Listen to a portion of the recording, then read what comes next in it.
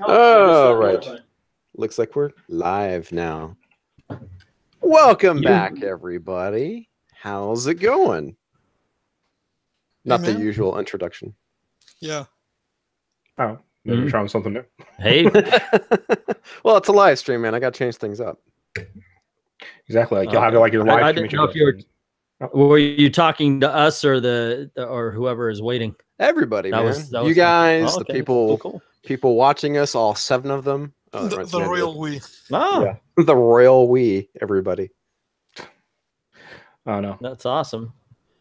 These days, that's how a lot of streams have been beginning since decided to do the whole notifications thing and bring on my live streams as well. It's like, oh, cool, 7 people. It used to be like 20. What happened there? But yeah, it's listening. That's good. Yeah. Hey, it's good to see everybody. It's been a while. I've had a very, very busy week with work, and I had a stream lined up for last Thursday with Feisty and Gary from NERDROTIC channel, but I had to stop. I would say stop. I had to blow it off because I literally worked till probably 1:30 in the morning. So it was a lot of shit going on last week. I had a project that was due, and my God, it was like every night I was working till like midnight or 3 a.m. It was pretty retarded. But I got done on time, which makes me happy, and my boss is happy, which makes me happy. So life is good. Well, that's good. Well, as long as you get paid, you can't complain, I guess. No, I can't. It makes me happy because everybody's very happy with what I've done. So kudos to me. But that's not what we're here to talk about. We're here to talk about the Daily Beast hit piece. Oh, that's wonderful. Yes, that pile of garbage. I can bring up the archive link if you want. Like we can go over it together. But yeah, sure, we can do that. Yeah, like I'm just saying. For those of us who've, I have been. Excuse me. I know it's yours. If I jump in, I'm sorry. Go for it, man. Go for it. But I have been out of it. I mentioned on my own streams that when my daughter went to the hospital earlier this year in January, ex-wife, we reconnected. And so it's been getting really, well, heated's not the word, it's past, but you know, we really have been spending a lot of time. So this whole week I've been putting out just review videos because they're quick and easy, and totally missing the live streams and all the news. So I completely do not understand this Daily Beast thing. So please, can we go over it? Yes, as well. Yes. Honestly, man, if you've read the BuzzFeed one, it's basically the same freaking thing. I mean, there's nothing really new. Yeah, this is the one specifically from what's his name? The guy who tried to do that hit piece on on Ethan. Asher Albin, the one who tried to do the hit piece on Ethan. Yeah. So he found his new platform, which is the Daily Beast, and it's pretty funny. We kind of discussing before you hopped on Englentine, and we were just pointing out some of the things that were just like so fucking full of shit. Oh no, there's a sense of Asher wanted to get it out there while he could to get the clicks. Yes. Someday he'll get an unpaid job at CBR. Oh my. Apparently, Feisty said that you and I are her boyfriend's comics division. Yes, yes, we are her online boyfriends. That's gonna cost some ire if we ever meet her actual husband. Yeah. Oh no. Yeah, she and her and NERDROTIC were two of the people I told you I was trying to get everybody secure for future Thunderdomes, and Feisty and NERDROTIC are going not this Sunday, but the following Sunday. That should be cool. That should be a good throwdown. Sorry to pimp my stuff, but there you go. Ah, no, it's cool, dude. Get that. You gotta pimp your wares. Get that kind of from it. The whole comic shop owners. 2 people who know go off. That's going to be really cool. Hey, is it just me, or is Englentine breaking up for you guys as well? You're getting a little robotic. Yeah. Okay. Oh yeah, I'll simmer down a little bit because I can see my it's buffering here, so I'll calm down and leave it up to you guys. Go. Okay, you sound better now. Okay. Yeah. Overall, okay, so Anglitine, you haven't read it, but Spike, you read it, right? Yeah. Nope. Yeah, it's pretty much the classics, the oldies but goodies of talking points against diversity in comics, because whenever these people type something that says ComicsGate, they mean diversity in comics. Yeah, that was kind of my general impression as well. The other, part of it's like they mean diversity in comics, but the other part of it is they also mean Ethan, because I think those two are the big players. Right. Well, yeah, they're definitely probably the more vocal or well-known aspects of ComicsGate. Well, I imagine when Captain Cummings come back. Well, go ahead. According to them, we were all hired by Ethan through diversity, so we're all employees. If so, where's my fucking money? That's what I want to know. I don't know, man. I keep getting my checks from them, so it must be you. Come on, Rich. Where's my free? See, that's it. I had that one fight with Richard and excuse me, and now I'm not getting checks. What up? I'm doing. Well, I'll take a couple of original pages from a cover or something. I mean, for me, it's just I only get like a small percentile. I mean, being a person of color, I don't get the full like paycheck. You only get 75% of the dollar. Yeah, apparently something like that. So there's one thing that I kind of when I was reading it, there's the whole thing with Fabulous Flow. That's where everything kind of begins, right? Is the whole milk shakening incident. I don't know if this is correct or not, but wasn't the whole hashtag Fabulous Flow not related to Flow? No, actually, no. Yeah. There was a later hashtag, but I don't remember that hashtag being on the milkshake thing was started.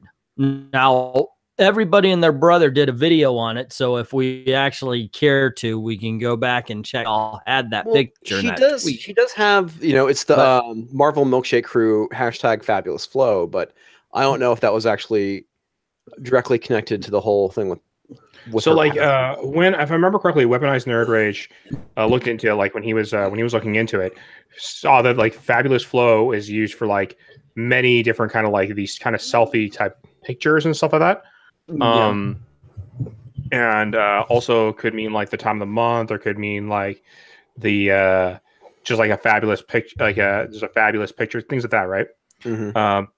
And it's just like kind of like a girl celebration thing. That's what it was kind of used for. Okay, understandable. Now their argument was that they were using it for Flo Steinberg from the like one of the Marvel creators from back in the day. What it ended up being. Yeah, we don't know if that's actually true or not. I'm not saying it is or isn't. There's really nothing that like I wouldn't say there's really too much controversy around that topic. Yeah. Yeah, that's what I wanted to say. Like, let's assume it has to do with Flo Steinberg. The problem really was some guy tweeted like, "Oh, I have sex with the one in the front" or something like that. That was the harassment that Heather Antos received. Yeah, pretty much. It was like the argument is like, oh, they were being called fake geek girls and they were, man. Diverse in Comics was definitely calling them fake geek girls, at least Heather Antos. Definitely, and I agree with that. Well, the thing is, it started with this just one tweet saying like, "Oh, the one in the front is Frugal" or something like it. Yeah, like then Heather Antos made a big thing that she was harassed, and here it then is. So the fake like girl and stuff was her. Yeah, like here it is. It's so somebody who tweeted musings on Antos' sexual availability. Also here, the creepiest collection of stereotypical SJWs anyone could possibly imagine. Like, and the links are here. I'm not going to go through. And this is the biggest thing I have is a complaint from this article. Hey, excuse me, while we source other articles, and not source the proper part of the article to tell you where to go. But like these are long ass articles. I'm not going to dig through the article to find your homework for you. If I was your English teacher, you would be I would minus you like 2 points for each one of these. Just so you know. And yeah, I'm not that's not marking hard. That's what my English teacher would do. Yeah. So one user tweeted, "Musings on anto-sexual availability led to another to write, better have her sign a consent form. She looks like the false rape charge type." Well, let's just say Jordan White avoided that bullet. Yeah, I'm sorry. Okay, I understand like being maybe slightly offended by that, but are you saying you would have fucked the guy and not said it was rape? Yeah. No, I mean, it's people being assholes, but you know, she could just simply have blocked them or something. Sorry, Eglinton, you had something to say? The big controversy that she had, I tweet one picture of me and my friends, and my DMs blow death threats, rate thing. And if you, well, where's the proof? Let's see this. Then you were on the other side of milkshake gate or whatever we call it. Make my milkshake. I was one of those people. All I did was like, hey, you show me the proof and I am with you. Yeah. Ask for the proof meant that you hate. And that's when it just went kaboom. And all of a sudden, it was all about this whole group of people that hated women. It wasn't about this one person who made a dumbass tweet with no proof. It was, if you disagreed, you hate women. Yeah, that's kind of the thing I find ridiculous now. It's the whole idea of asking for proof is now considered to be harassment. Yeah, there's actually cases after this one where we've asked for proof and they say, well, there's worse things, but we're not going to show them to you. I'm like, well, I'm sorry, but like this here is not a rape threat. This here is somebody indicating like he'd like consent before having sex with you. Right. She wasn't even the cutest in the picture, if I remember correct. Well, I mean, personal opinion aside, right? Right. Yeah. Yeah. But yeah, it's funny because it's like that was the shot heard around the world, so to speak. Yeah. Who was there? Who was actually in the fight? Well, I guess everyone. I mean, Captain Comix was very active back then. Well, he's on duty right now. I mean, I was in the fight on Milkshake Day. It's funny. It's like D-Day for ComicsGate. Milkshake Day. I mean, I was around back then too, but I wasn't as active. Yeah, I know. Yeah, this was before my time. The other thing actually is that it's very rare that these public people have their DMs open. That was one of the things I brought into question back then. Like, do you actually have your DMs open? That is a very valid point because by default with Twitter, they are not. I mean, I actually had to open mine up for certain people who are wanting to contact me that I was wanting to have some work done. And I had to open mine up. So I think odds are that probably was the case where her Twitter DMs were probably not open. And even then, you get an email with a notification, not necessarily you see it showing up when you go to Twitter. So that whole thing is kind of weird. Well, you don't have to have your DMs open if you don't want to, but yeah, the option is there. I personally open my DMs because like I have a lot. I do a live show where people can come on if they want to. Right. It makes my life easier to have my DMs open if somebody wants to message me.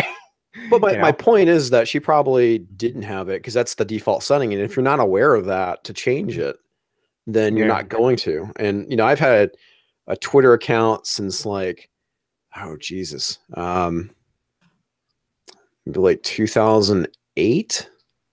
Not this one, obviously. And I've never opened up DMs on that one because I simply just was unaware of that being an option. I didn't realize that by default people can't DM you. Yeah, to this day I only get DMs from people I follow. Yeah. Yeah, like, well, that's how it's the default setup, right? Like you can default like now, but they're like, oh, some people were DMing me. It's like, well, you would have to actively be following these people and them following you. For you to get those DMs, unless you purposely opened up your DMs. Yeah. So it was weird. It was weird. But let's take a look here. Moving forward. I learned that Ron Mars that day. Yeah. He was so. I got him on this. We need more women. So I said, just women. I mean, they don't have to be good. Why are just women better writers than any man? Shouldn't we just ask for more better writers, regardless of a sex? Yeah. No, women are great. I'm like, that is actually a sexist. I mean, because to me, that's a very sexist statement. All women are the same to you. It doesn't matter. We just good as the other in the eyes of Ron Mars. That's what I hear when I hear that kind of thing. Well, that's kind of my problem with any of those things. It's like, we need more such and such and such and such. It's like, why? I mean, if they are interested in doing it, then yeah, sure. I don't have a problem with that. But, you know, you don't have to have a 50-50 parity for fucking everything, man. There's something Matt Hawkins, the editor at Top Cow, has said. He said it publicly, so I think I can quote him. They have open submissions at Top Cow sometimes. They're talent hunting. And he was saying the other day, like, yes, people are asking, you know, for people to come into comics and stuff. And we've even made open submissions, especially for women. But out of 1,000 submissions, we only get one girl submitting. Yeah. So what do you want us to do? Because it doesn't work if, you know, they don't participate. Oh yeah, you find that on college campuses. But that happens on when you hear about them. Oh, we need more women in STEM. Really? What are you taking? Oh, women studies, or gender studies, basket weaving. Yeah, it's like a gender studies. Why aren't you being? You should be the trail in STEM and showing other girls that nope, you want to be in gender studies, so you could complain about how many women aren't in sciences. Yeah, Christina Hoffsummer said it best. It's like you want to get paid the same as a man, get a degree in engineering. Yeah, it's true. She has some really great papers too, actually, surprisingly. Yeah. Like I would say, like there's a very well studied. Like if anyone has done their homework, Christina Hoffsummer is one of the best people in that regards. Yeah. Also, and this Feisty said that if you want her on, she can come on, but it's up to you though. So. So I thought I'd let you know because she was messaging that we don't have enough women on this panel here. She's assuming my gender. I mean, this is true. I mean, Spike, we don't know. You keep shifting on us, man. Yeah, Feisty, why not? I'll shoot you a link. Yeah. Just so we can have representation. Well, she's our feisty redhead. Why not? Yeah. Yeah, it's like the Supergirl cyborg thing. I mean, Supergirl had a, high melanin, non-gender or non-binary friend now, but isn't Cyborg precisely that? Maybe. I mean, I don't know. Does Cyborg count Cyborg as that? is a cyborg, therefore he's sexless. He can't be binary. No. He started off as a guy, so yeah I wouldn't call that. It's funny how now, of course, I know I get in trouble for saying stuff like this, but I always wonder, just having the character there is an SJW book, and they're pushing the politic of the identity, I understand, but just having the character there, is that still identity politics?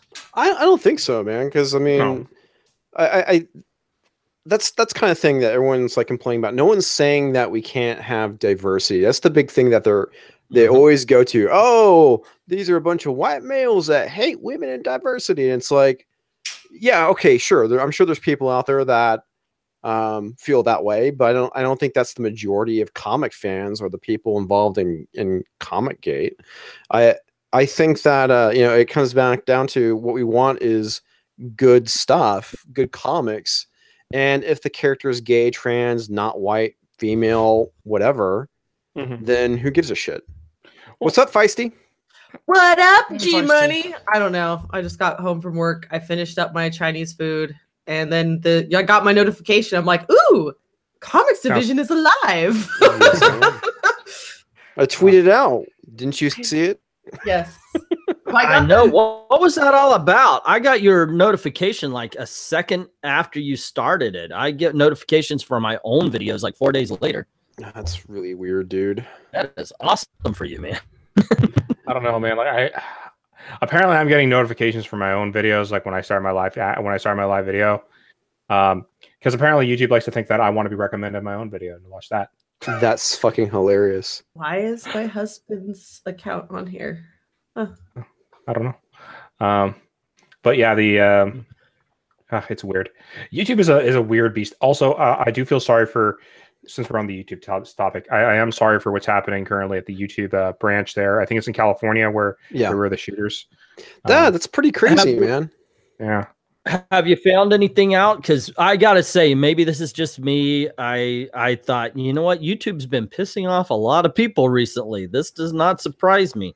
That was my first thought. I'm sorry if that's insensitive, but that's where my brain went to. It appears to have been a suicide, according to Philip DeFranco, though he says he doesn't have, the whole story. And I've heard several things which I don't know are correct. I just know that the suspect is female, and that's really about it.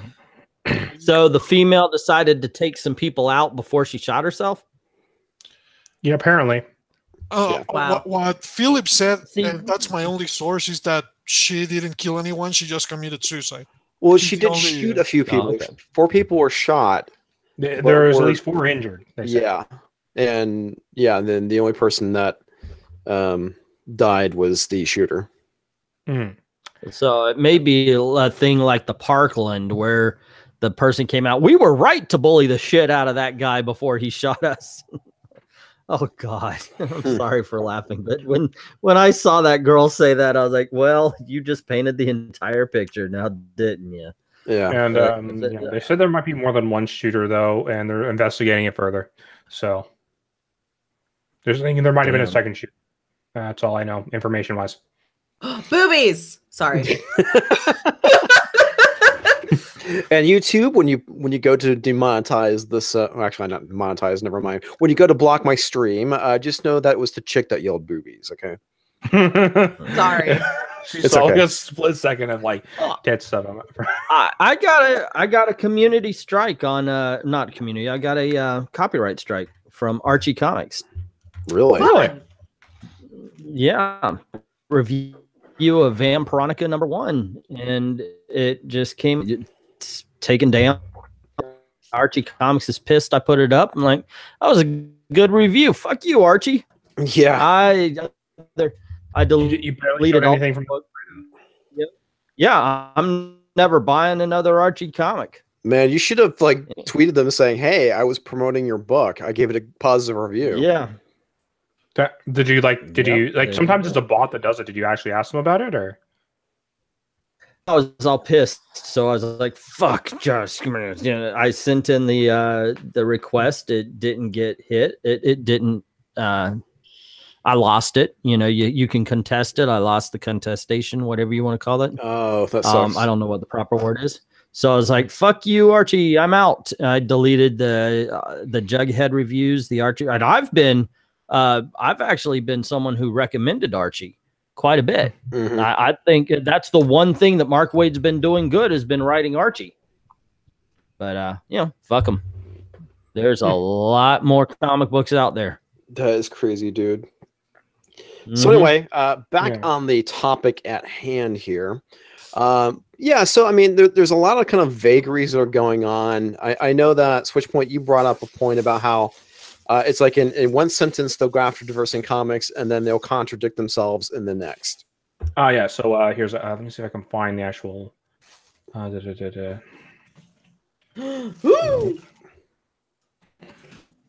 What did you say?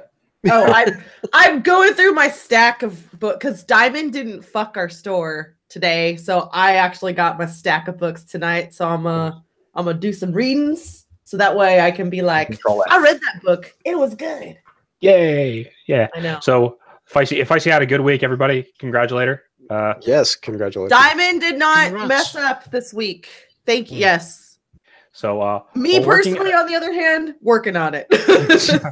We'll find out. Well, Friday I'm going for an MRI, and then Monday I have a follow-up. So we'll see. Well, send hopefully her all goes well. warm wishes. Hopefully everything's all right for her there. Yes, no kidding. Now, Those while of us working, who do pray will pray.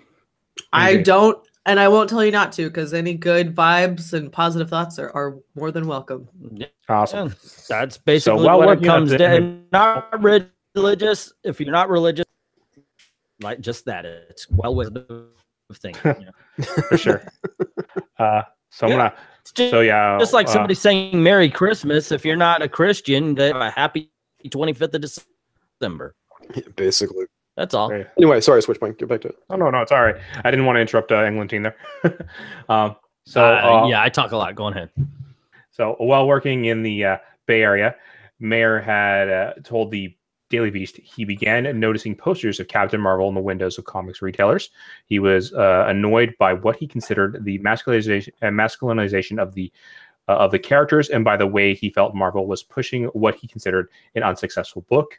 He started noticing a lot more weird stuff. He said feminization of men, masculinization of women. Basically, all the classic heterosexual pairings are being destroyed. Keep that in mind.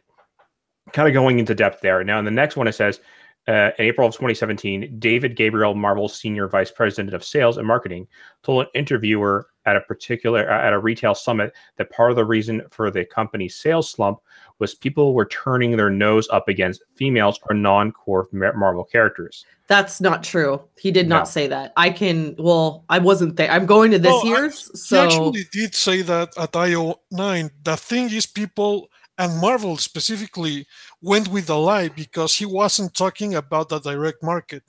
No. What this guy and Axel Alonso and all of them were going through were international licensing. He was talking about they not being able to sell, for example, the new Wasp book or America to the international market because no one is publishing those. We already knew they were failing at the direct market. We didn't need confirmation from Marvel sales. No. Nice. And then Gabrielle rapidly walked the quote back.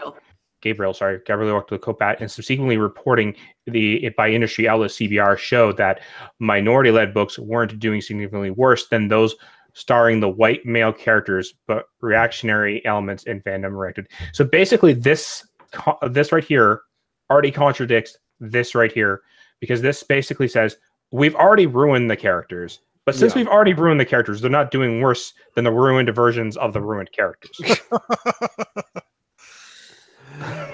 They wanted equality and they are equally ruined, man. Like this right here was I read this and I was like, did you not? These two paragraphs are next to each other. Yeah. Way to make your point, dude. Way to make your point, Asher. Oh, that's beautiful. That's absolutely fucking beautiful. Oh my. But okay. I can't even. I was like, and like this has to go through a proofreader before it goes up. Yeah, exactly. They have the same problems as Marvel. Ah, Jesus. That's hilarious. Sorry, I just thought about that insult I threw at my boss last week. Oh, go read some Marvel. Oh no, I'm sorry. That's an insult now, right? Yeah. He said something. He's like, "Oh, I'm so offended and triggered," and I was like, "Oh, go read some Marvel." Oh my. It was funny. Yeah. We had a good. But yeah, there's other contradictions with that, like this entirety scenario where like what else was there? Like, oh yes, there's one time actually something was actually sourced properly, but they make it seem like it was diversity in comics or like that it was Ethan Van Sciver that said it. Because somebody said that Daryl Ayo was a white crack whore. I'm not going to quote it exactly because I don't want you to get like... well, they didn't call him a crack whore. They call him a crackhead. Yeah, crackhead. But they also like... There's also like other language that's there that I don't want to say due to YouTube's laws. Was this actually stated on the tweets? Because it was, but it wasn't from either of them. It was just from like a random trash thread that neither of them have anything to do with. Oh, okay. Well, that's the thing that I find so funny is like whenever they talk about dog whistling and whatnot, it's like that is so fucking subjective. And there's a lot of stuff they bring up as evidence that is very kind of subjective. Like, oh, here it is. Like here. From there, events took on a familiar character. VanSkyver continued to engage AO. Accounts following VanSkyver, not people that he can control, piled in calling AO I'm not going to say that one right here because I don't want you to get demonetized. It's an ugly word anyway. And this one right here with the homeless one. Actually, I want to point out, they don't give you a link for this one. So we don't know if this one's actually true or not. Yeah. But they give you a link for this one. This one is true.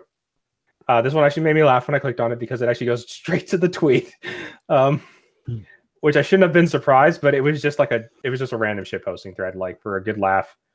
If we go there, it's just that's all. It's just a regular shit posting tweet of a bunch of kids, just shit posting. There's nothing more. Like they may not even been related to Ethan VanSkyver at all. Ethan Ethan. You don't even know if Ethan's okay with that or not. Yeah. Not only that, we don't know if this guy is an SJW troll trying to, make the ComicsGate guys look bad or something. Yeah. Like this also, is falsifiable. Also, if we can all agree, Dave Chappelle's a funny. Yes, Dave Chappelle is fucking funny as hell. Yes. It's okay, Mr. E. At least you made it. Yeah, exactly. Also, Mr. E, thanks for coming here, bud. Always good to see you. Now, James Hayes makes an excellent point. I think it's hilarious that all the YouTubers make more money covering Ash Elvain's article than he did for writing it. I want to point out I'm looking at an archive link. I'm not actually looking at the actual one, so he's not getting our click for this. Take that, Asher. Yeah. But there's another thing, too, I thought was pretty funny. It's like... he's talked about the whole thing with how ambiguous things are, and shit, I can't remember the exact quote, but it's like basically this stuff is hard to prove, especially the whole harassment thing. So he's like naming these things. It's like you're making shit up at this point, dude. It's like whatever. It's that thing when you slander someone and then at the end of the article in a small font you say this may not be true. Well, what it comes down to is the whole thing is the lack of proof.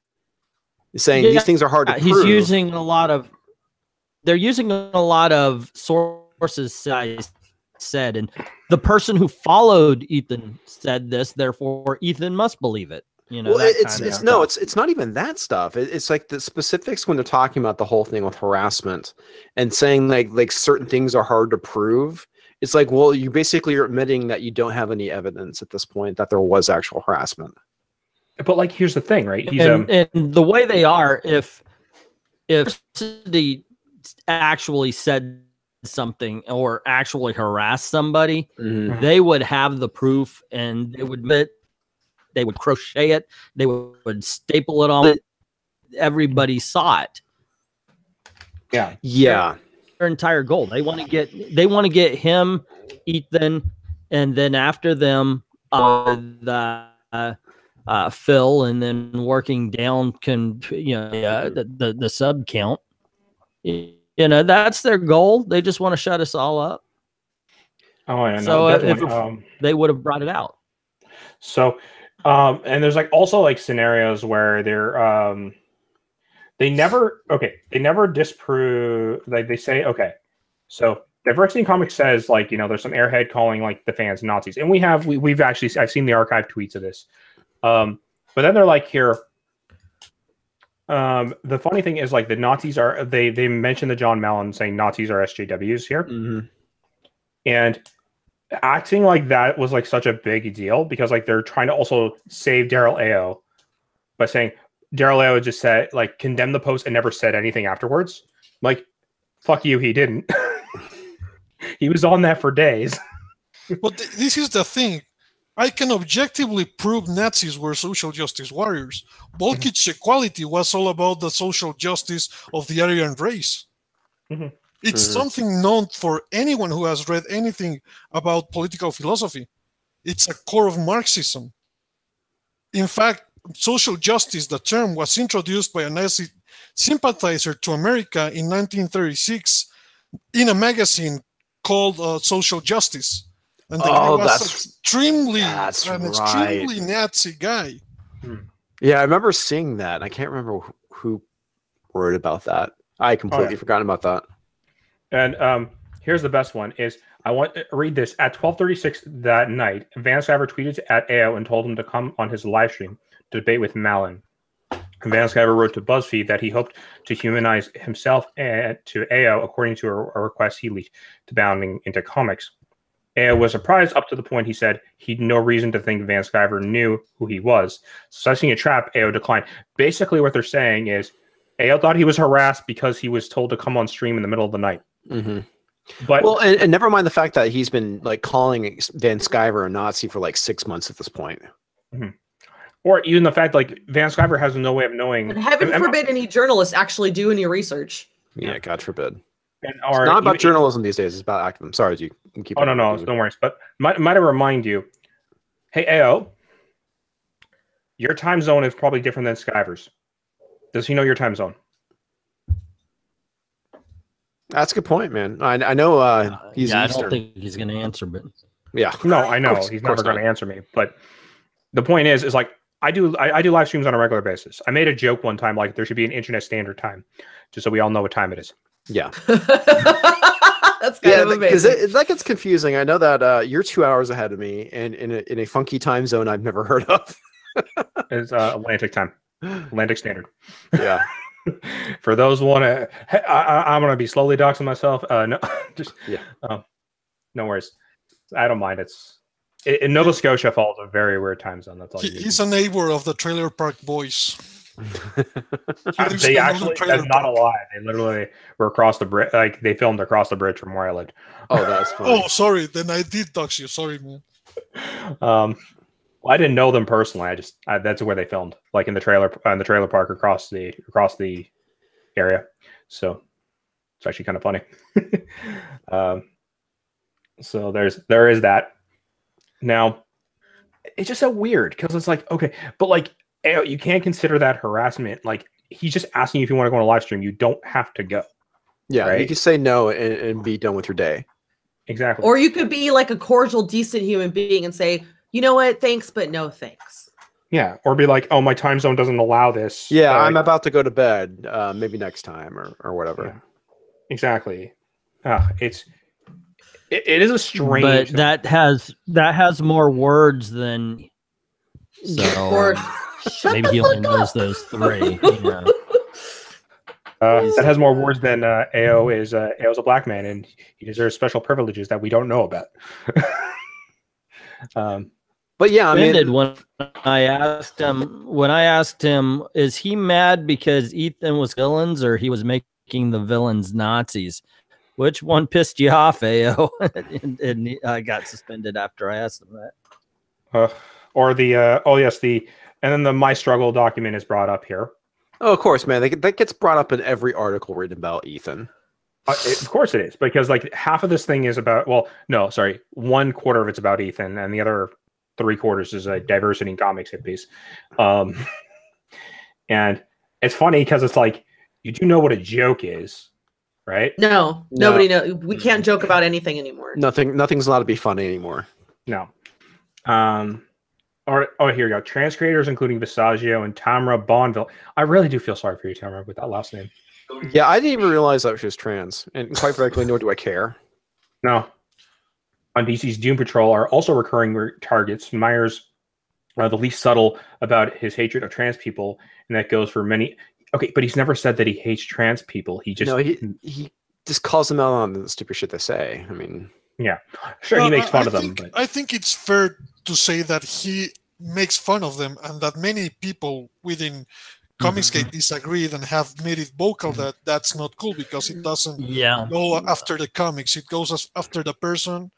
And I'm not saying I agree with that. Yeah, they are above any criticism, but for the purposes of ComicsGate, we don't care about her gender. Just from people asking me to something because diversity it makes they feel uncomfortable a little bit too far with the man in the wig and just talking about Now he may be and it's just jokes. He may not. I'm not saying he's hateful or anything. It's just that there is a section that is made to feel what he says.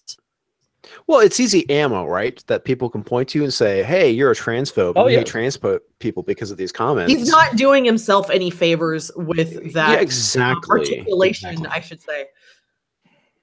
I mean, yeah, no, it's like and it's fine. He's allowed to he's allowed to make fun of these people, but I disagree with what he says. Yeah, sure, but like, I'm sorry, it's one of those things where, like, okay, he's making fun of your book, and I get that, but the reason he's making fun of you personally is he knows it hurts you, and that you take it and that you're taking it to heart. So, as soon as you show that you're giving him what he wants, you're giving him a reaction. Yeah. And if you didn't react, thanks, Jay.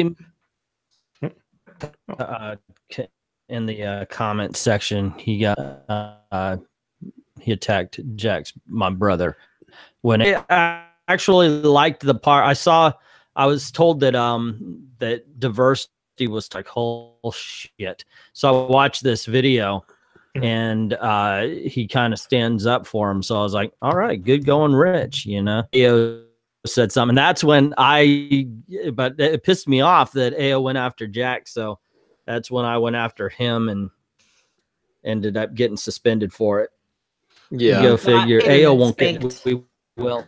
Well, No. And that's a funny thing because my only conversation with AO ended in me informing him that I was quotation marks a person of color. Then he blocked me because that doesn't help out. It doesn't fit the narrative, man. no, yeah, it doesn't fit the narrative. I mean, I mean, come on. Now, here's the best part, though. So, I don't know if it's Tamara who says this or it's Bonvillain who says this. Told the Daily Beast that I tried to change my Twitter to private for a short while during our one occurrence, but they just got screen grabs from other people and bragged about it. Okay, so you're actively looking for this. At its worst, it would be all day for several days at a time. I manually blocked several hundred people before I ran a blockchain. Yeah. How about you just mute people? No, but she already made her Twitter private. Yeah. So I'm like, I'm sorry. I mean, like, if you made your Twitter private, if you have to follow them back for them to see your tweets or something, and like they're purposely saying things, like you can just ignore that. I mean, but like you're purposely looking for it because at that point you're purposely looking for it. Mm-hmm. Like, yeah.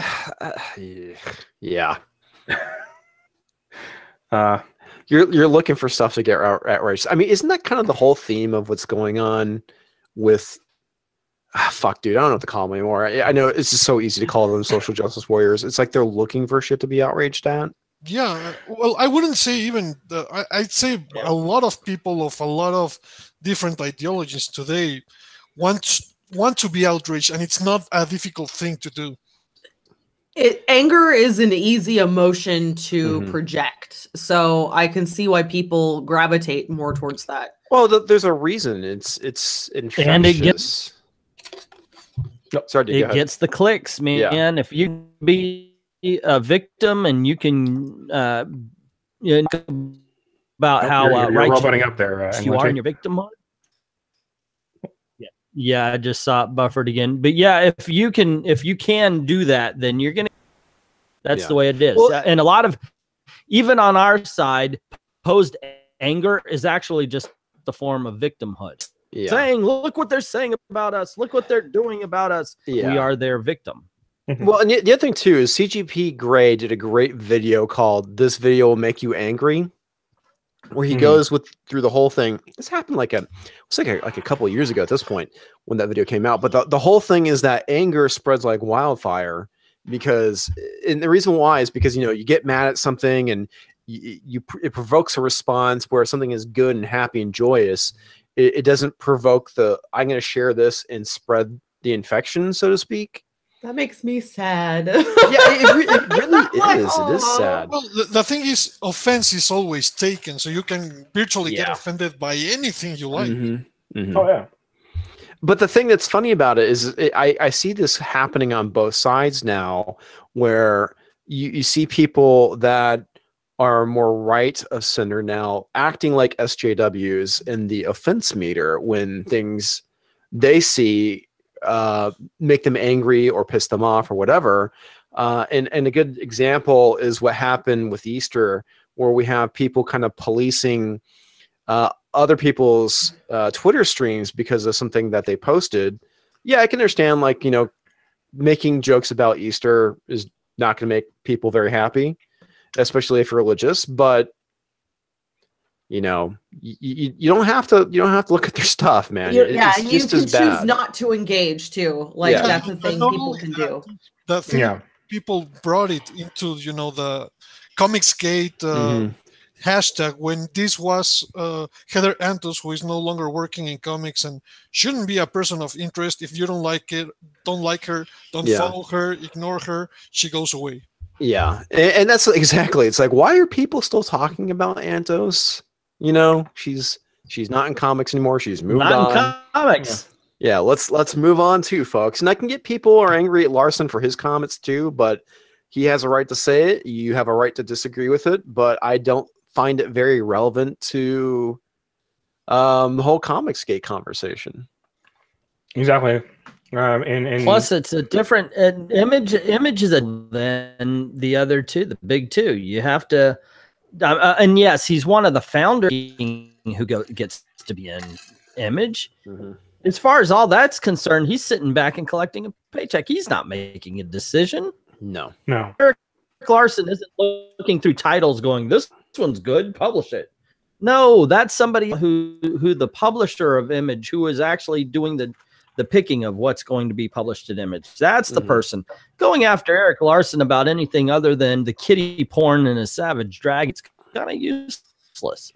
Well, yeah, and I think a lot of it too is that the conversation has shifted from good books, making sure that we get good stuff, and now is focused on policing what people say, you know, policing what the creators say. And I it's like, that's not about what this thing was about.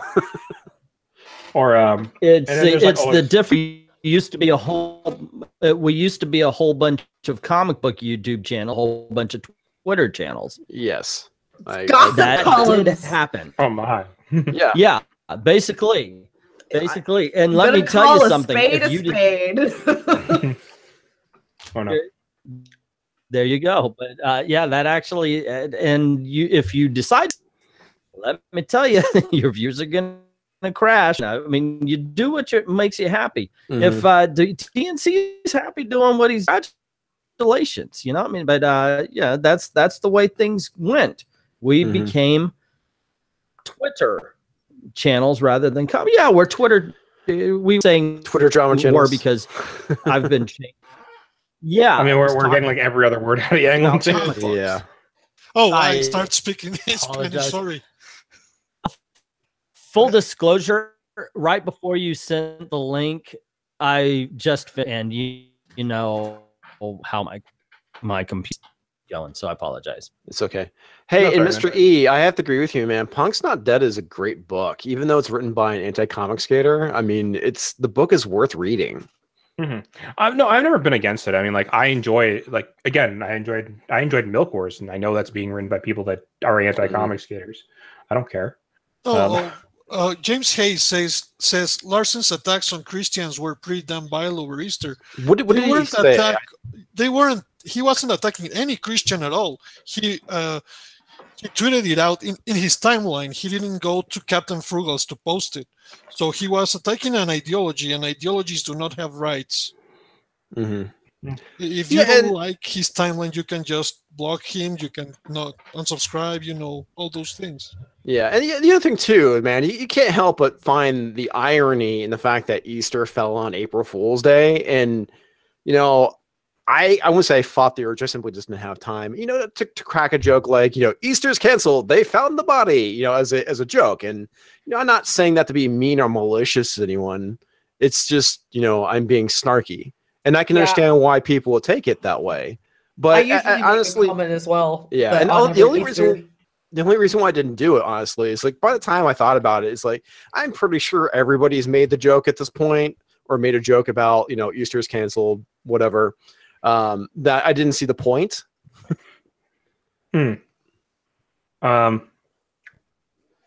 But yeah, like the I don't know. I didn't bother like commenting to any of it.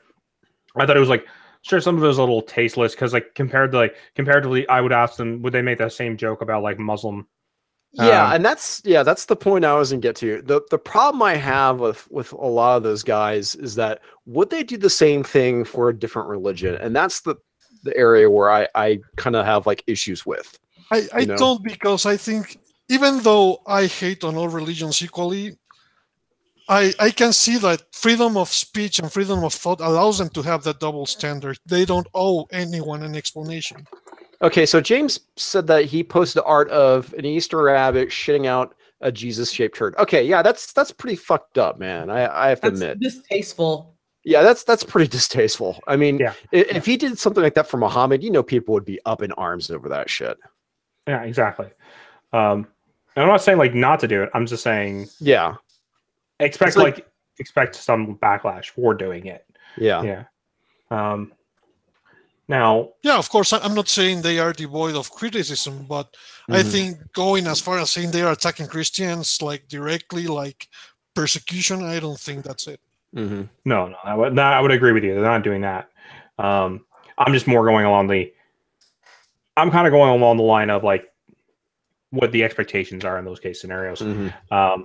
Now, as we move forward here, this one's so stupid. The Citizen, they bring up the Citizen scenario, obviously. God, yeah, everybody brings up fucking Aubrey Citizen, and I'm like, why? And then, they missed the point of that one too.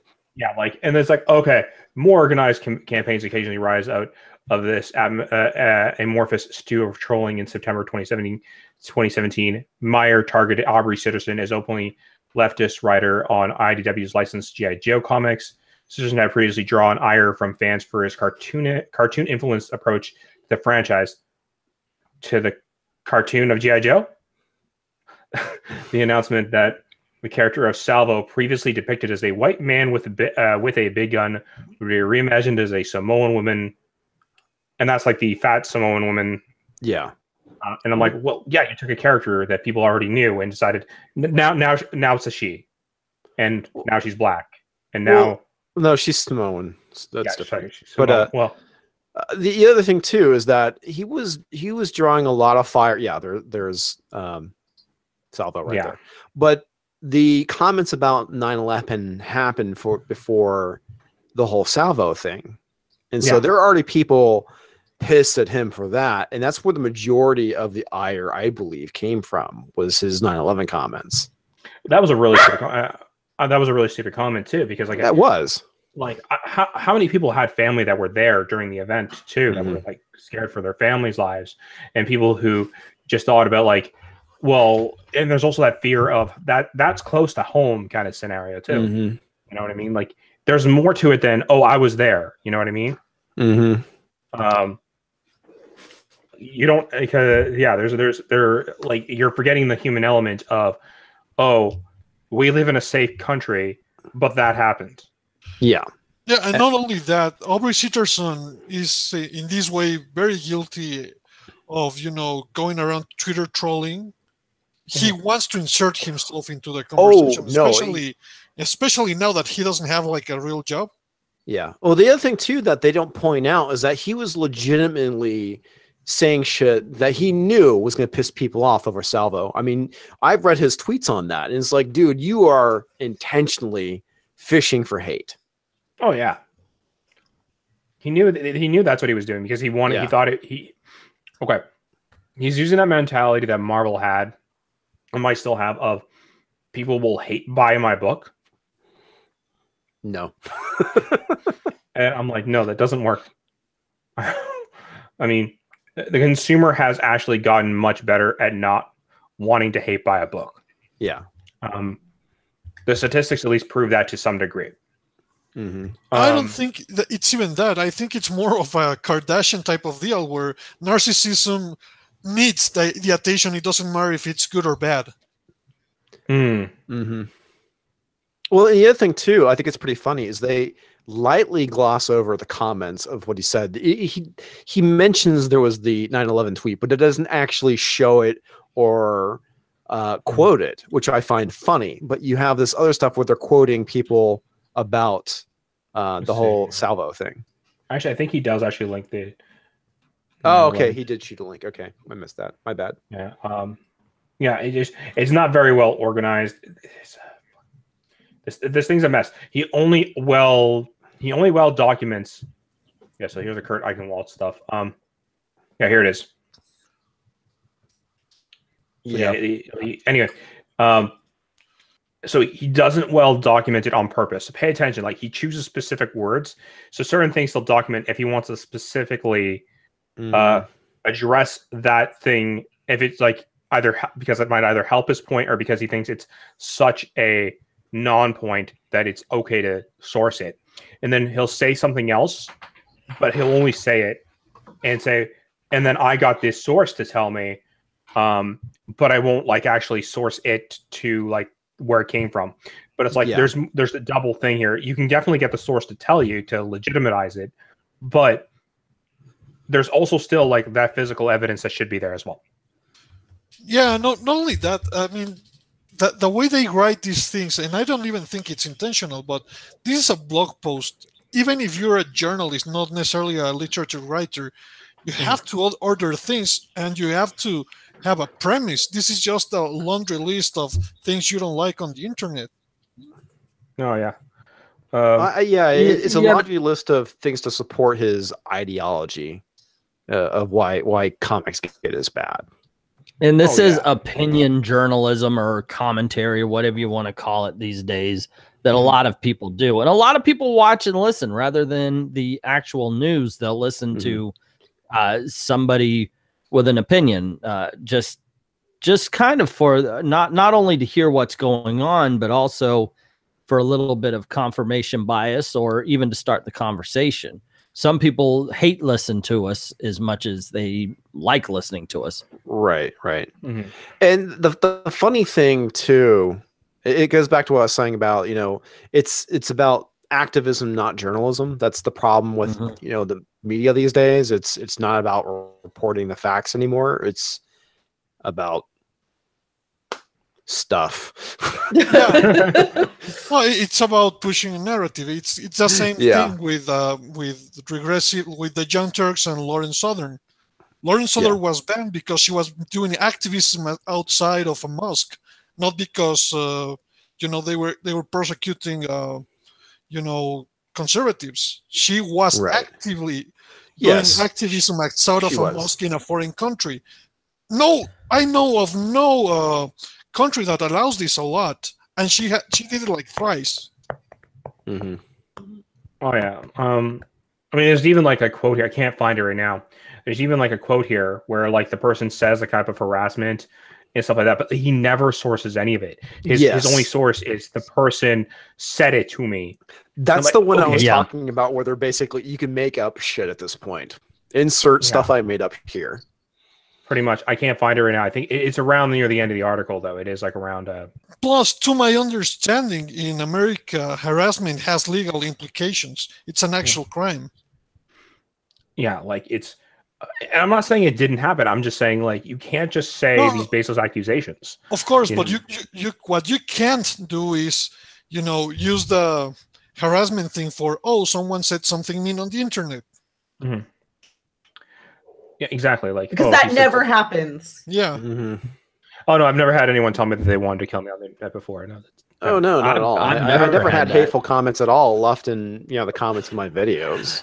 Oh man, not even once. Yep, but I've never been called a dick writer before.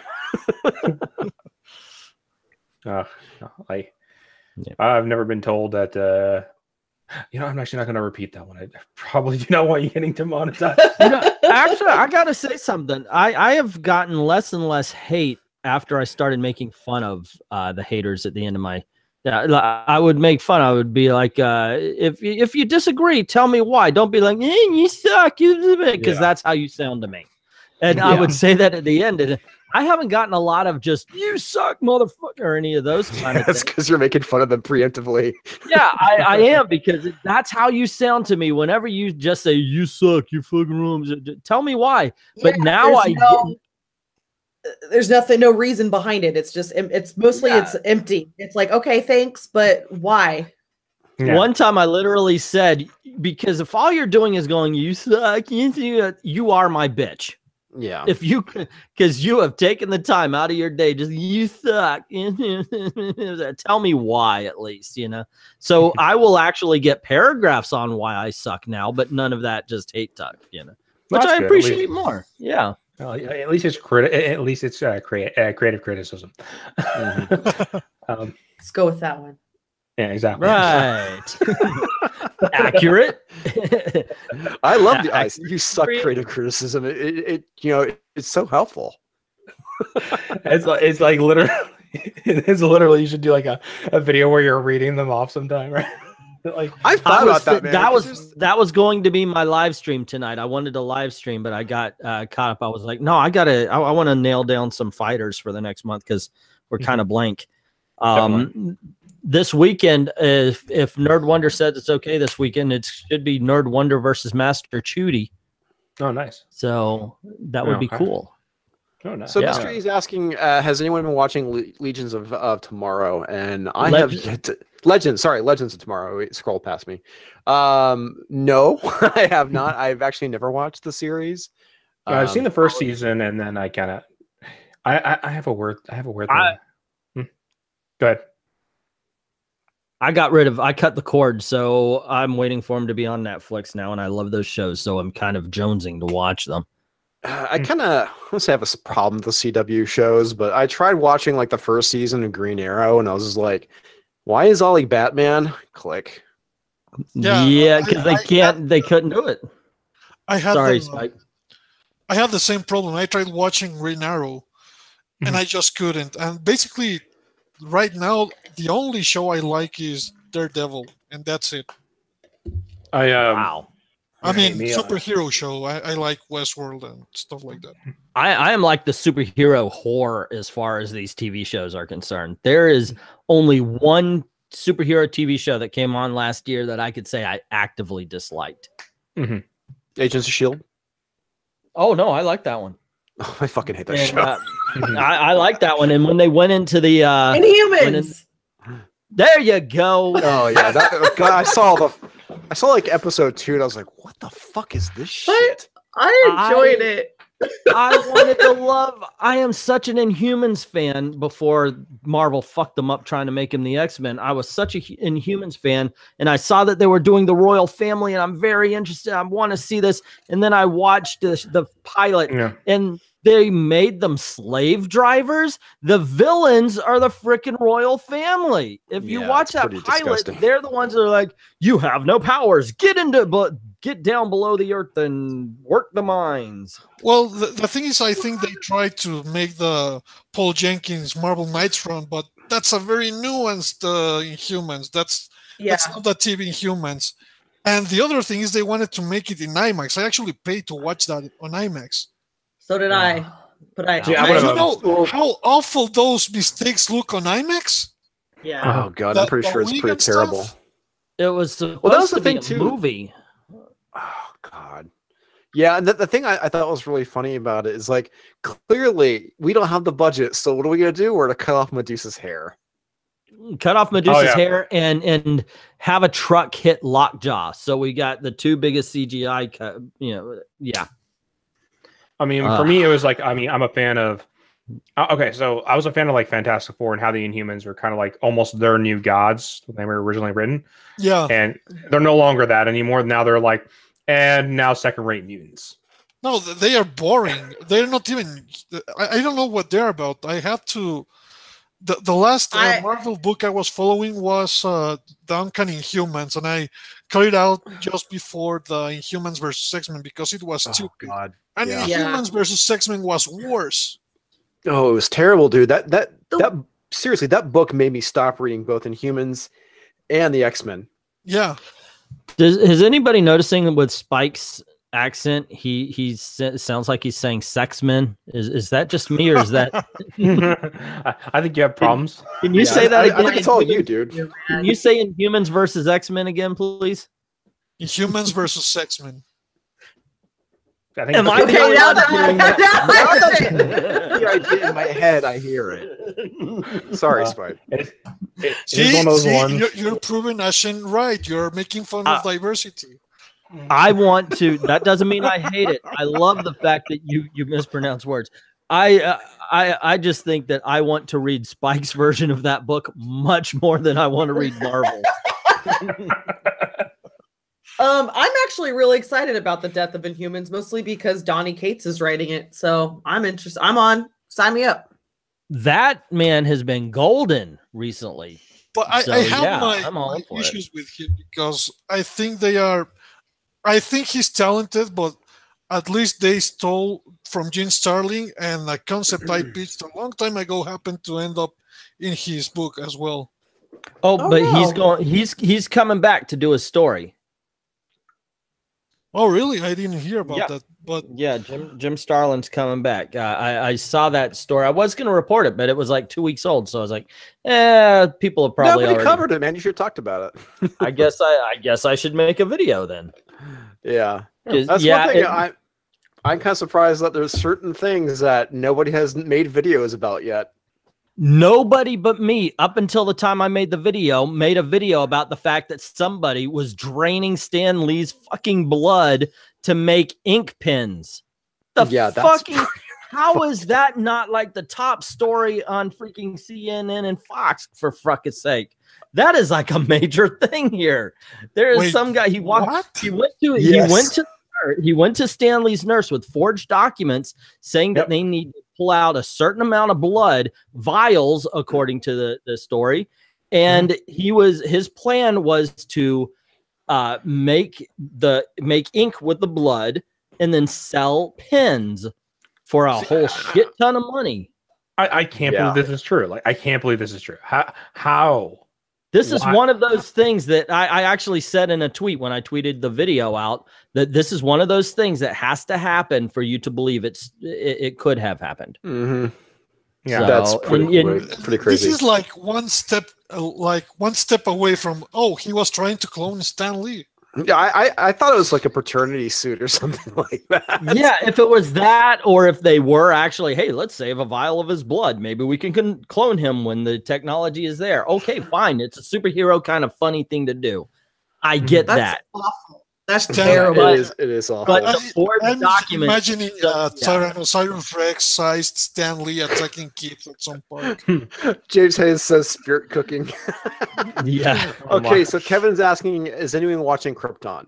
I am not. Not yet, at least. I want to check it out. No, but Legion starts tonight. Woo! Rock on. Yeah, if we're it's gonna- not on Hulu or Netflix, I'm not watching it because I am not watching. I don't have cable anymore. It's So- gone now.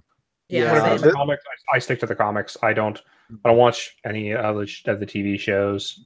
Dude, you're missing out on Legion. Like, seriously. I tried heard watching Legion was it. really good. Oh yeah, like Legion I has- still have to watch it. Like every time I watch it again, like I find something new I didn't like see before. I That was is like, such an amazing oh. show. Ugh. Legion, I know. I And wanted Dan to wa- Stevens. Mm.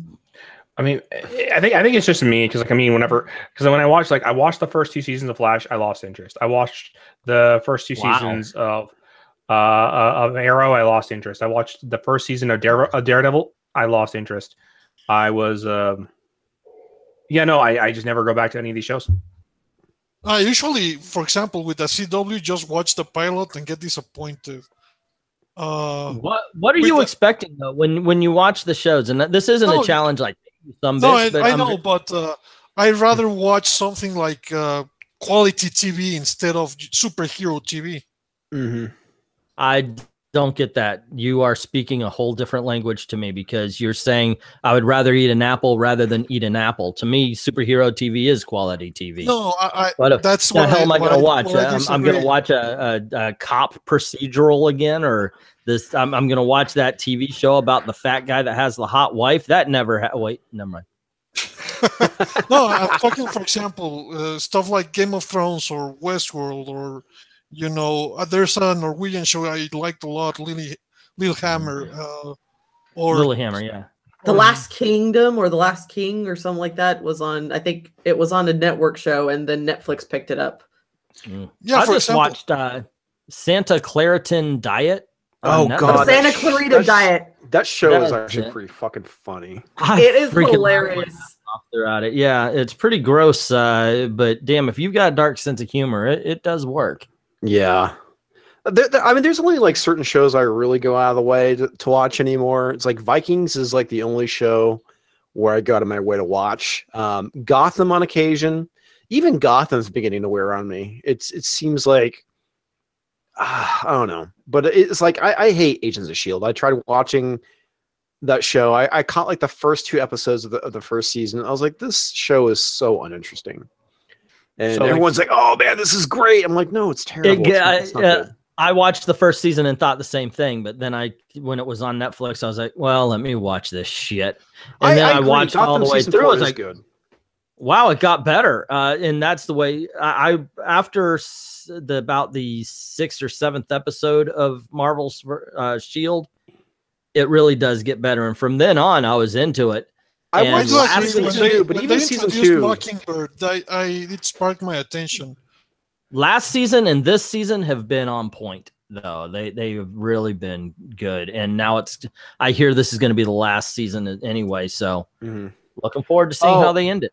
The other show that I go out of my way to watch, if you guys aren't watching this, you totally should, is The Expanse. The Expanse is a phenomenal sci-fi TV series. I mean, for sci-fi, the one I went out of my way to watch last season was Orville. God, I love that. That was actually really good. That is really good. I've been really bad about watching TV. I watch too much fucking YouTube is the problem. I have like become a problem. Yeah, Halt and Catch Fire is good. It's a show I never really got into though. My wife was the one who really watched it, so I watched it whenever she was watching it. But I have like all of the last season of Rebels, and I haven't even made it through like the first episode yet, and I know the show's I think over at this point. Yeah, Black Mirror, someone mentioned in the comics. I like almost everything that Charlie Brooker has ever made, so that's a given. Yeah, Black Mirror is good. I watched the last season with my wife when she wasn't feeling well. Yeah, and that was very good. I thought that was interesting. Well, I mean, I think the one I do thing like Black some Mirror, stupid comedies though. Some stupid comedies like Scrubs and How I Met Your Mother are high on my list.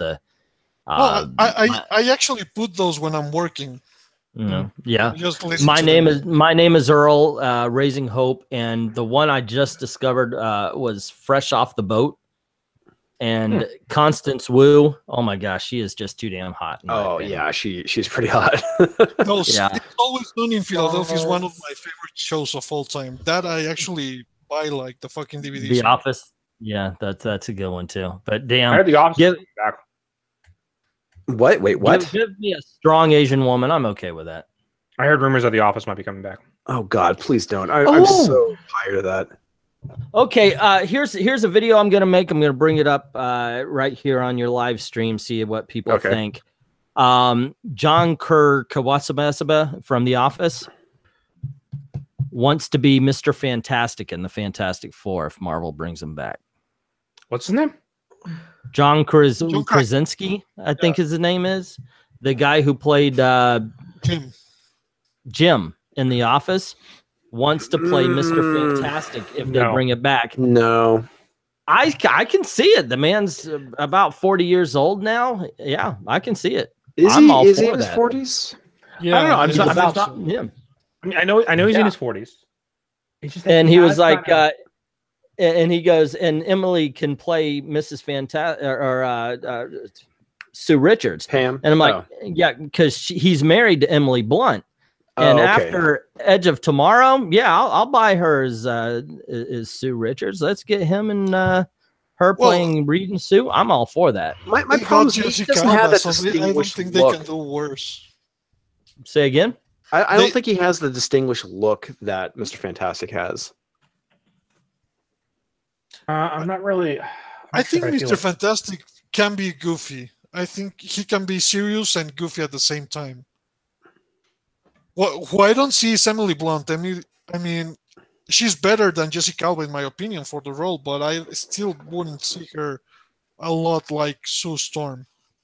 My whole thing is they have made so many bad Fantastic Four movies to the point where the the most pure Fantastic Four movie you're going to find is that shitty bootleg Roger Corman from the 1990s. Yeah. That one. But yeah, so if they want to get Emily Blunt, who's a decent actor, she was great in Sicario, and John Krasinski, who's been damn good in pretty much everything he's been in the last few years, and I can't wait to see that Silence movie. I mean, I'm looking at the pictures of him as Fantastic Four right now, and I'm like, and him as Mr. Fantastic, and like Amy as Sue. I can see Amy as Sue Richards. Like it's just that with him, he doesn't have. I don't know. Like I can see, maybe it can work if I see it. Like it's one of those things where I didn't.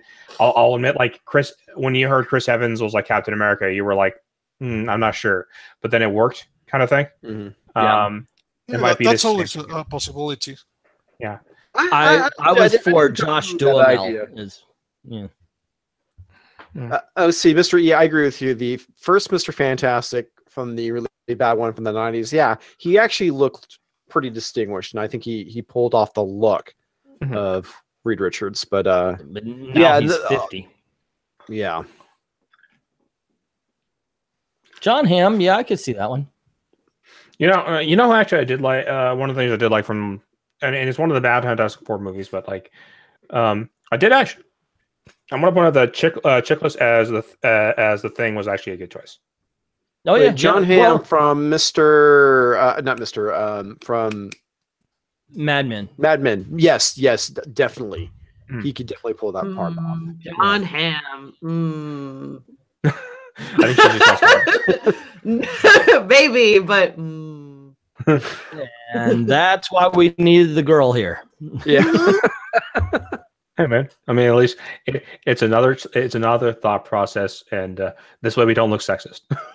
Hey, I find other women attractive too, so it's cool. I wouldn't know if I think John Hamm is just too much of a pretty boy for Mr. Fantastic. He doesn't give me the nerd. I actually really enjoyed the dude that played him in the other movies. Like, I thought he did a pretty good job. What, Ian Gaffuff?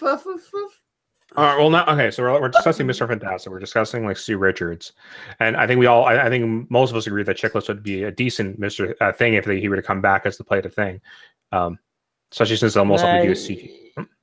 I think Chickless aged.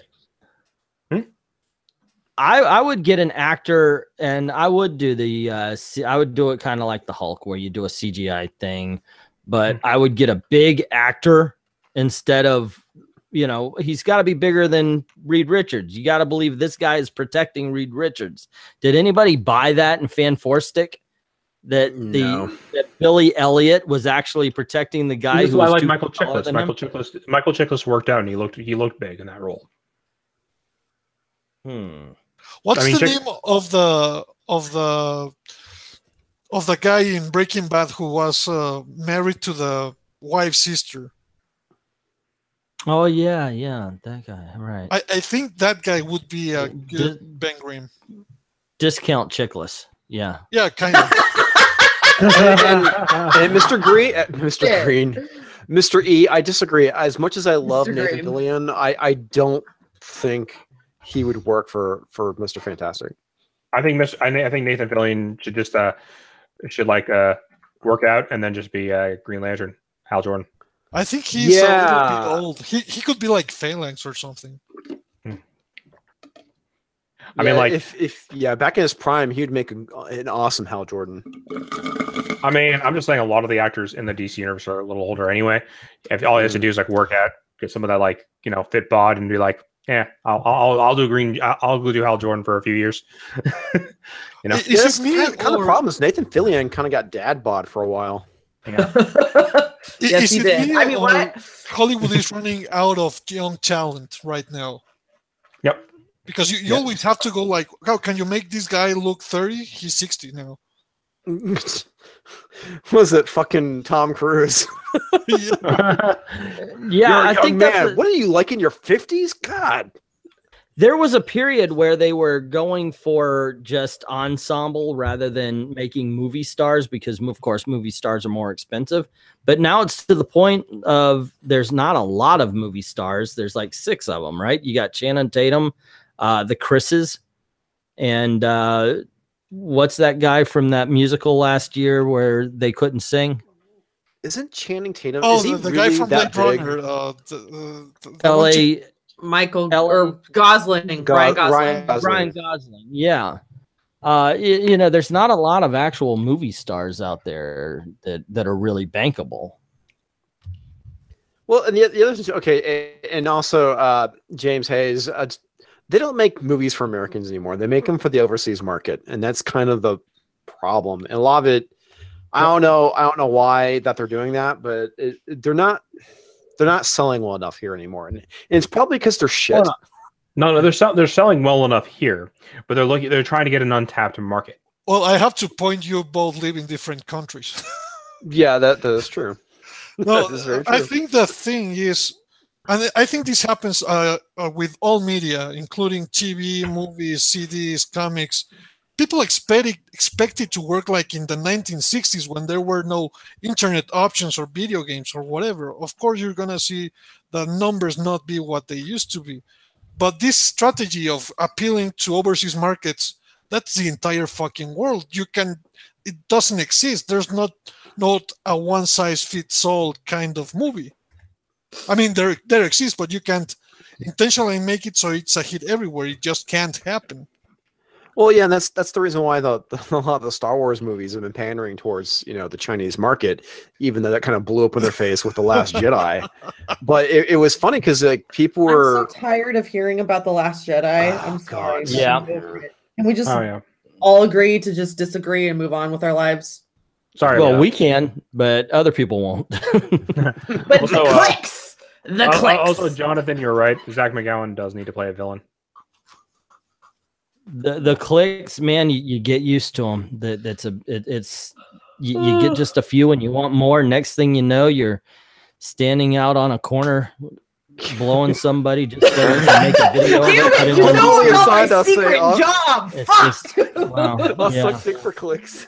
that's right. I need the ad revenue, man. I need the ad revenue. Yep. Straight to the vein. Yeah. Yeah, EVS has been doing a lot of stuff on The Last Jedi lately. Yeah, I've not really watched anything from him the past 2 weeks. I'm like, okay, so you don't like this? Where were you in December when everybody was outraged? Yeah, like, was hating. I'm like, wait a second, wasn't this already a thing? Like, didn't everybody hate see this what happened already to the in DVD December? release. Well, the DVD release just came out. yeah. That's why. I actually think there's more The Last Jedi videos Dean came for Doom. than actual ComicsGate videos, and ComicsGate has been around for like a year longer. Mm-hmm. Well, there hasn't been like a big thing that happened in ComicsGate in the last little bit, like not like, and I mean that like in internet time. Internet time. Yeah. Where in like so the when I say that, like I mean like on the internet, it's the next big story is like this, right? Mhm. Yeah. And so because of that, it's ComicsGate is ComicsGate took a little bit of a sleep, but this is happening in Star Wars because I don't know, Meryl Streep might be playing like Leia in the next movie because we were stupid and didn't think our scripts through. Well, there's also the thing that Lucasfilm is feeding into the doubling down and stuff like that. Yeah, the one I thought was pretty funny, when the video that Just Some Guy did about them saying Holdo is now force sensitive, it's just like, what the fuck, dude? Go away. Well, if you read between the lines, Yeah. what was his name? The main wizard was always gay. Oh, yeah. Gandalf. Gandalf was Dumbledore. Lord of the Rings. What's his name? Dumbledore, yeah. Yeah. Yeah. I can see that. That's old though. That's old news, man. That's like 4 years ago, though. So is No, Star Wars longer. Last Jedi. Yeah, I know. Well, I the thing agree is, with you. all these subtext, you can look at it because half of Hollywood is gay, and I'm being conservative. Like, Yeah. I mean, I'm sure like, they're gonna like oust somebody else as gay like next week and be like, oh no, it's the end of his career or some bullshit, and like, oh wait, no, he's just really powerful for coming out for being gay, and now blah blah blah blah blah. Oh, never mind. He tried to fuck your kid. Yeah. Like that's literally the story every single time. Oh, victim, victim, victim. Oh well, he actually fought through the diversity, and now he's awesome again. Or she, you know what I mean? Never mind. He got kicked off the show. Yeah. I just think it's funny that they kicked Kevin Spacey out of Hollywood for hitting on a younger guy, and then wanted to they wanted to give an Oscar to a movie about an older gay guy hitting on a younger guy. So Major Tom's asked me, have we finished the article? We got kind of close to it, and but we digress. Yeah, well, we were kind of towards the end, and also Mr. E mentions Hugh Laurie for Reed Richards, which I am totally down with, even though he's probably too old for the part. I don't know. Could be a good Doom. I mean, maybe no. Get Hugh Laurie to play Reed Richards' dad. Yeah, because Reed Richards' dad is like a douche. Yeah, but he's an idiot douche. If Hugh Laurie can play idiot, I mean, depends which version of his dad we're talking about. Like which timeline? It's like 16 or. No, these are in any continuity. Yeah, all I remember him as being one of those people who saw his son's intelligent as being hoity-toity, and do you think you're better than me? And smack, that kind of thing. Oh no, you're thinking that's the Ultimate Universe version. And the actual okay. You know what? I don't know what they did for the fucking All Now, and just the fact that you're telling me I didn't read what I read is kind of pissing me off. Not you, but the fact that Marvel has done this same shit that the New 52 DC did. God damn it! I know what I fucking read. It was good for 40 fucking years. Marvel, you fucking suck. All right, there you go. Say what you need to say. I have no idea what you're referring to. So they were saying. So the argument was that is actually not his real dad. His real dad's like a multi-dimensional jump guy who jumps between multi-dimensions. That's interesting. He's John Connor. Fuck? Seriously? What? Oh, man, that has to be new. That was not the way. No. Jesus Lord in heaven. That's the dumbest. You know what? Okay, I'm going to go. Here's something I had a problem with as far as Marvel Comics was concerned. There cannot be any side characters. So you go to a Superman comic, you've got Superman, and you've got the side characters, Mom, Pa, Kent, Lois Lane. You've got Perry White. You know what? None of them. Now, granted, Lois Lane for a little time, and you did have Jimmy Olsen. It's not 100% here.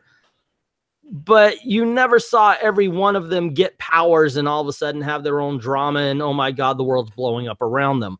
Marvel Comics does that all the freaking time. And it's just let supporting characters be supporting characters. Oh, okay. Apparently, that's my rant. This is what houses bring up. The creator of Ren and Stimpy apparently is being accused of assault and harassment. Who isn't in these days? I'm sorry. Yeah, it would be nice, but it's like, okay, who's next? Like, all right. Cool. It literally is it's their plan right now to get rid of as much of the old guard as they think that stands in their way, that isn't some minority or somebody they think is special, so that they'll make up any kind of thing about them at this point. I think it's just paranoia fed by a media who doesn't ask for evidence. Until you present the evidence, the video, whatever, I'm just not going to entertain. Well, yeah, okay, so here's the problem, is that there is the conviction by public opinion, what everyone is going for. And that's kind of the problem. It's like, an accusation is just that. It's an accusation. Anybody can make an accusation. Unless there is an actual trial and evidence and things like that. And this is the thing that I find crazy that Fim is complaining about, is that what, you require a trial? It's like, yeah, that's kind of how things work, dude. You make an accusation, you go to court, you present evidence, they are found innocent or guilty. And that's how things work. Guilty until proven innocent now. It's not, I get what you're saying. Well, but there's also the trial by a court of public opinion, which is what has been going on with a lot of this stuff, from Times Up to Me Too to God knows what. Yeah, to us, actually, to us. Yeah, exactly. Even to us with ComicsGate, with the whole thing, we are being tried by public opinion just because of these fucking articles that are being written. Yeah, I mean, I was harassed, and almost raped, but I don't oh my God, I'm a victim. I'm like, no, now I have mace, I have a knife. I sometimes, I took a defense. So I'm just like, fuck anyone who tries to fuck with me. I didn't claim my victimhood. I was like, okay, I need to be better. Well, that was one thing. My wife made a comment. We're having this discussion about stuff about, the differences between being a male and a female. She makes, are you scared to walk down the street at night? I'm like, no. She's like, because you're a guy. I was like, no, because I'm confident in myself. It has nothing to do with me having a penis. There's a reason why I take martial arts. There's a reason why I carry a knife on me. There's a reason why I own a gun. Is because I know the world is a shitty place and there are bad people out there. And also, people prey on the weak. So if you don't have confidence in yourself, people will prey on you. I also know there's. I also know, depending. I mean, if somebody had asked me that question, I'd be like, it depends which street am I walking down. Yeah, that's true. You gotta be smart. Yeah. If I'm a white girl going to Compton, probably not a good idea. Mm-hmm. If I'm walking downtown somewhere, not a good idea. I know where downtown, some guy probably has a knife and he's gonna shank me from behind the corner if I'm not. Oh my God, did you guys just see Mystery's comment? No. Okay, so starting at the top, yes, I heard about the whole thing with that Kurt guy apparently losing his job, and I don't know exactly what happened or what he said about I guess the Parkland shooting. I guess he said something, but apparently him and a bunch of other Vanity Fair writers are now gone. Oh, that guy's just losing his fucking mind in public. Yeah. No, I don't know what happened. He went after one of the survivors of Parkland just to end up saying, oh, I confused you. It wasn't about you. I wasn't directing my tweets to you. I got you confused with someone else. Yeah. Dalton just said that he was going to a con that got canceled because of sexual assault accusations. Gabe asked me which martial... Yeah, that sucks. Gabe asked me what martial arts. I study Kempo, which is a real martial art. I don't understand these accusations. How were they sexual accusations before the con? I don't know. So most likely what happened was the sexual. So maybe it was about, let's say, a few weeks before the con comes in, maybe even about a week. Somebody makes a sexual accusation because the full list most likely comes out about who's going to be there, right? Yeah. Yeah. They're like, oh well, that one person who's a guest sexually assaulted me, and then we're like, instead of finding a replacement, we're gonna cancel the con. Oh, but that's insane. I mean, one people out of 150 or something that work in a con. Yeah, well, wait a second. I think I heard about this because I commented on something. It was a couple of women in Handmaid's Tale cosplay was going up and down the street with signs about the guy who ran it, saying he was verbally abusive and all that kind of stuff. I made a comment, please don't bring your hate to our hobby. And people jumped on me about it for a little bit. I didn't respond because fuck them. Yeah, of course. Are you insane? That's rational. We don't use that around here. Well, I mean, I remember there was a con, it was a local con. I mean, I'm not going to name any names, but somebody was complaining and complaining to the con, to the people running the con. There's no gender neutral bathrooms, but I'm they're renting a space. Yeah, you can't just ask them to make some rule for a space that they rent. You can ask the person who owns the space, but it's an entirely different argument. And of course, they got angry at me for saying that. No, what I would using say logic? Go figure. They should kickstart the rental of a porta potty, non-binary whatever porta potty. Yeah, yeah, I like them. I'm not trying, and I wasn't even being mean. There was a bath, the person's the person who runs the con's yeah, we can't I can't choose a gender neutral bathroom. I can only run what the rules of the space has. I can try to get a gender neutral like I guess you can try to get a gender neutral porta potty, but I'm sure they would be complaining like, why is the gender neutral like bathroom of a lower quality than what everyone else has? Because you can't please everyone and get the fuck over it. You pee and poo in a bathroom. Like, come on, really? Like, let's move on. It was so stupid. Yeah, this whole bathroom thing is getting out of control.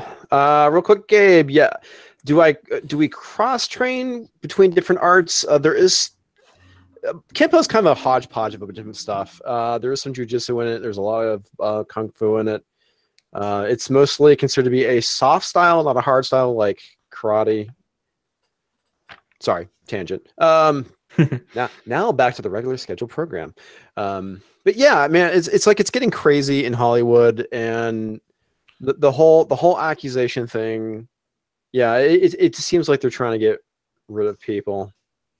Well, it's not even like entertainment. Like, for example, Matt Taylor, when he landed the space probe in the meteor, it was just his shirt that got him to apologize in public for wearing a shirt. Oh, the one that was made by a woman that featured women on the shirt. Exactly. Excuse me while I do like a marvel of science, but your shirt offends me. Yeah, dude, I remember seeing that, and I was just like, "What the fuck is going on? Has the world gone fucking insane?" It has. Yeah, well, this is when I first started kind of seeing all the shit that was going on, and yeah, it's like the great gas leak of 2009. Nobody reported on. Jesus. Yeah, seriously, it's weird, man. I don't know if you guys watch Shoe on Head, but she has this great video where it's like I think Vice did this video. It's like 100 thing men should do to help out she women. just uploaded it. Oh my god, holy shit! Some of the stuff on there was just like fucking insane. I'm sorry. Do we as men need to start making demands of women? Because this sounds like a bunch of horseshit to me. It's ridiculous. I don't think it depends on what the demand is. Yeah, I'm just gonna say that because I'm a woman.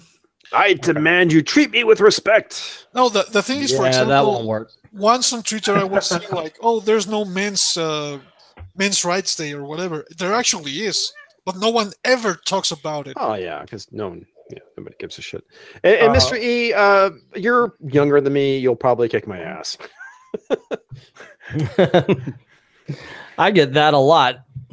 How people are like, hey, I'm not saying that it won't cause damage, but yeah, I'm old, dude. I'm pretty sure you have way more. He said this about you. You're gonna take it? There's a, what the fuck you expect me to do? I'm 50 fucking years old and fat. Like I'm gonna go off on somebody. You're not 50 yet. You still got a couple more years.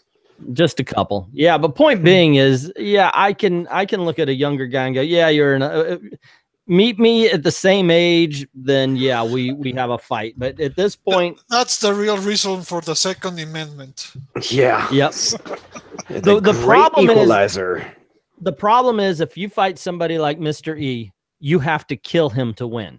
Yeah. You're not going to knock him down. So you don't want to fight somebody like, you know, and definitely not in my shape, because in order to not die myself, I have to take you out. Well, that's the reason why I study Kempo, which is not about, it's not like karate or taekwondo where it's like you're sparring. This is I disable you as quickly as possible so I can walk away. It's not it's not a fighting art. It is a self-defense art, which means I hurt you and then I leave. When I was in Thailand, they thought it was really funny to have the big American, and I'm not that big, but yeah, go into the ring with a little Muay Thai guy. Oh no, honey, you go. I don't want to fight this guy. I don't hate him. I'm not, you know, there's no reason. I don't fight for sport. Well, yeah, and there's a difference between sparring and actual a fight. No, this guy, I thought that's what it was going to be. Haha, we're going to play around, blah, blah. That guy kicked me in the fucking shit. It hurt like shit. Yeah. And I was like, Jesus Christ. I said, don't do that. Boom, don't do that. And then I just kind of walked up on him because I figured I can't beat him at a distance. He's too fast. But he ain't prepared for 200 pounds falling on his ass. Yeah, leg stuff is... It hurts, man. There's a lot of... It's pretty cool because one of my instructors, he's from Mexico, And some of the stuff he teaches is actually pretty cool. So you heard it here, folks. Comics Division as he's into leg stuff, but it's a little too hard for how it is. Well, no, I'm in the leg stuff. Yeah. I can't right now. Oh, sorry. What's wrong? I'm perusing through ASM number 798 because I get books a day early because I'm special. And the quote I just read made me want to throw the book across the fucking This room. whole story has been making me feel that way. The sucked. I'm sorry. I got this great new character. It's the Red Goblin. It's fucking nanobite carnage. Anyway, what's the quote? I'm not sure if she's allowed to say it because of the legalities of her story. Yeah, I don't think I can. And maybe in 3 hours I'll post it. Yeah, we can talk about it offline too. And yeah, I'll tell you guys offline. Yeah, here it's 1 o'clock, so it's 1 a.m. So it's still an embargo Wednesday. though, with midnight on the West Coast. So I'll tell you guys afterwards because it's pretty bad. Yeah, I just don't want her to get in trouble because of her status. Yeah. Right. Well, the other thing too, going back to the whole thing with the ComicsGate article and whatnot, it's like the whole thing of we're not against diversity, and that's the thing that they always want to bring up is how much we hate fucking diversity. Says nobody. And again, I'm generalizing. There probably is somebody out there who said that, but overall, the movement is not about hating women or minorities, and that's the thing that they continue to try and fucking paint on us is that we're so against this. Look at our diverse group that is just on this live stream. Yeah, you've got woman, Spike, Spike Canadian. That thing, that John Carpenter's thing. No. Is that what you're identifying as, Spike? Yeah, John Carpenter's thing. I identify as a body horror monster. I am. You might want to say John Carpenter's The Thing. Just yeah. by what you're talking about. And we have John Carpenter's penis that is attached to around.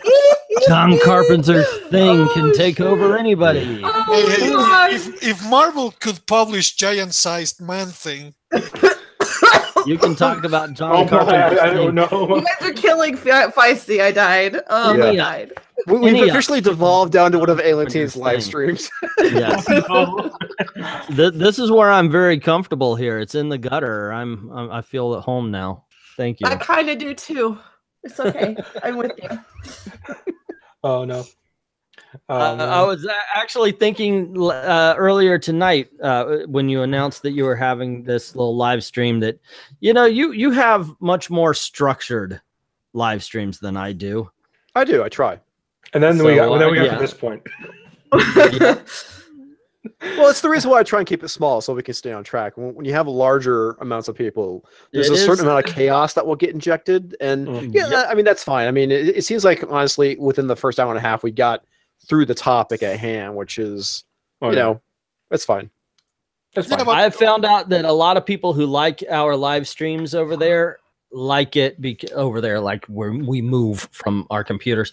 But over in my house, a lot of people like the chaos. A lot of people like the back and forth and that kind of thing. So, hey, what works for one, different for the other, I guess. Well, I think the other thing too is we gotta have variety. I mean, we can't have the same thing, and it's just like, well, it's the same live stream practically. You gotta change things up. You gotta keep it fresh. Sounds good to me. No, but you gotta keep it fresh, unlike Marvel. I was just, damn it, you got to it first. Even if you canvas like I don't know, DNC's Twitter, isn't the guy has a Mexican kid and well, he has Diversity in Comics, one of his kids is like Muslim. Yeah. Like she chose to follow that faith. So he's like, okay, that's fine. If that's what you want to do. Heck, I'm Middle Eastern. I'm not Muslim. What is diversity? Right. I mean, all these characters who act the same, who are one-punch geniuses, who don't really make any sense. I love how every single one of them is like a genius. Like, here's our black girl who's a genius. Here's our Asian girl who's a genius. Who's this? It's also a genius. Like There's our other little black girl who is a genius, but they That's all why I like all things Sideways. punching one. Like, I'm dealing with some shit. yeah, like Sideways is like, yo man, high school. Yeah. And I don't know how to I don't know how to deal. Well, hey, Robert. Unfortunately, I missed the stream, so I don't know how well you did, but I'm sure you probably did fine. If you really want to be able to recognize a diverse character, all of them have the same side of the head shaved, hair flipped over hairdo. Oh, that bothers me. So they all have the same politics. They all have the same look. And they're all masculine, and they are all exactly the same. Okay, That's diversity, ladies and gentlemen. My problem with the whole diversity thing is, I mean, that is such a subjective thing because there's so many different things that makes people diverse. It's from beliefs to the way that, the background. I mean, judging somebody on skin color, and again, pulling from my anthropology degree here, judging people based off or classifying people based off their skin color is such a poor way of classifying humans. It's really not even biologically correct. Yeah. I mean, yeah, and they ignore stuff like this. This is a very diverse. Diverse live stream. We have 2 white guys, a woman, and others. And that is and others. we are absolutely not bigoted. Well, that's the thing. I think it says like funny. The nearly 50-year-old white man. But by the way, one has to. I'm glad about that because I'm getting to that point where I could be casually racist, but not really, So yeah, I'm looking forward to those years. Yeah. Oh yeah, you'll be telling us about how you're shaking your cane, telling us to get off your right. But even though we talk about diversity in Marvel, but with the way they are drawing the characters, they'd have to be naked for us to verify that they are actually diverse, because they're like Kendalls now. Oh shit. Yeah, the men are men and so are women. That's what Mr. E just said. That's basically how you could tell a diverse character. Oh wait, no, I thought the men were women now because I thought because like they lost all their muscle. Well, and the thing that's not. I know exactly what you're trying. With the whole. I'm trying to think of what I was going to say. I lost it. Sorry, I interrupted you. Did you see how feminine Iceman was recently? Yeah. That drives me crazy. Quote, diverse characters are being written is that they're just that thing. Like Iceman's just gay. Like he's not a multi-layered, multifaceted, interesting character. He's just gay. No, you know what I mean? Like that's a disservice to the character. The problem is also that adventure comics are not the place to make these kinds of stories. Like, for example, Strangers in Paradise is usually a comedy drama about this trio of person who happen to have like one adventure once. But it's a slice of life type of piece. Mm-hmm. It actually is around the relationships. You can explore that part of the character, but I don't see the difference between Wolverine punching a guy or Wolverine gay punching a guy. Yeah. Well, and the other thing too, I think that what they're trying to say is that somehow skin color equals a diverse background, which I kind of, but not really. I think it all depends on where you grew up. I mean, if you're a black kid that grew up in the suburbs, I mean, how are you any different than a white kid that grew up in the suburbs and the fact that you're black? I mean, you're probably going to have very similar experiences. Obviously, there's going to be some differences. My mother-in-law is white and she's Muslim. Like, whoa. Yeah, I know. I'm like, half of Western Europe, of Eastern Europe is Muslim. Yeah. Also, Spike, I actually have your difference on that one. A gay Wolverine punching a guy has gold clauses and is dating Hercules. That's the only difference. Yeah, that's it. But we don't want to think about that because my head would explode. So that wasn't in the script, and I actually worked. Marvel, fresh start. Number 1. Gay Wolverine is gay. There actually is a gay Wolverine in an alternate universe. Yeah, in Extreme X-Men. Yep. He's back and he's pounding ass. Wolverine, you're not wrong. Chic. Sorry. It's chic. No, it's like you hear the two claws. You're like the claws coming out, right? Oh my Oh Like- shit! I'm joking. Like, you hear the claws coming out. Is that how? Then you hear like a third. fights? Oh my That's not my claws. god.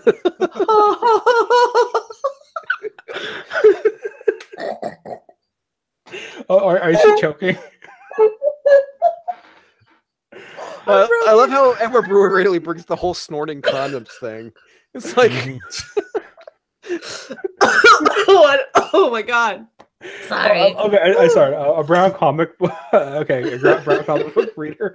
I'm glad I could let you know that a gay Wolverine exists.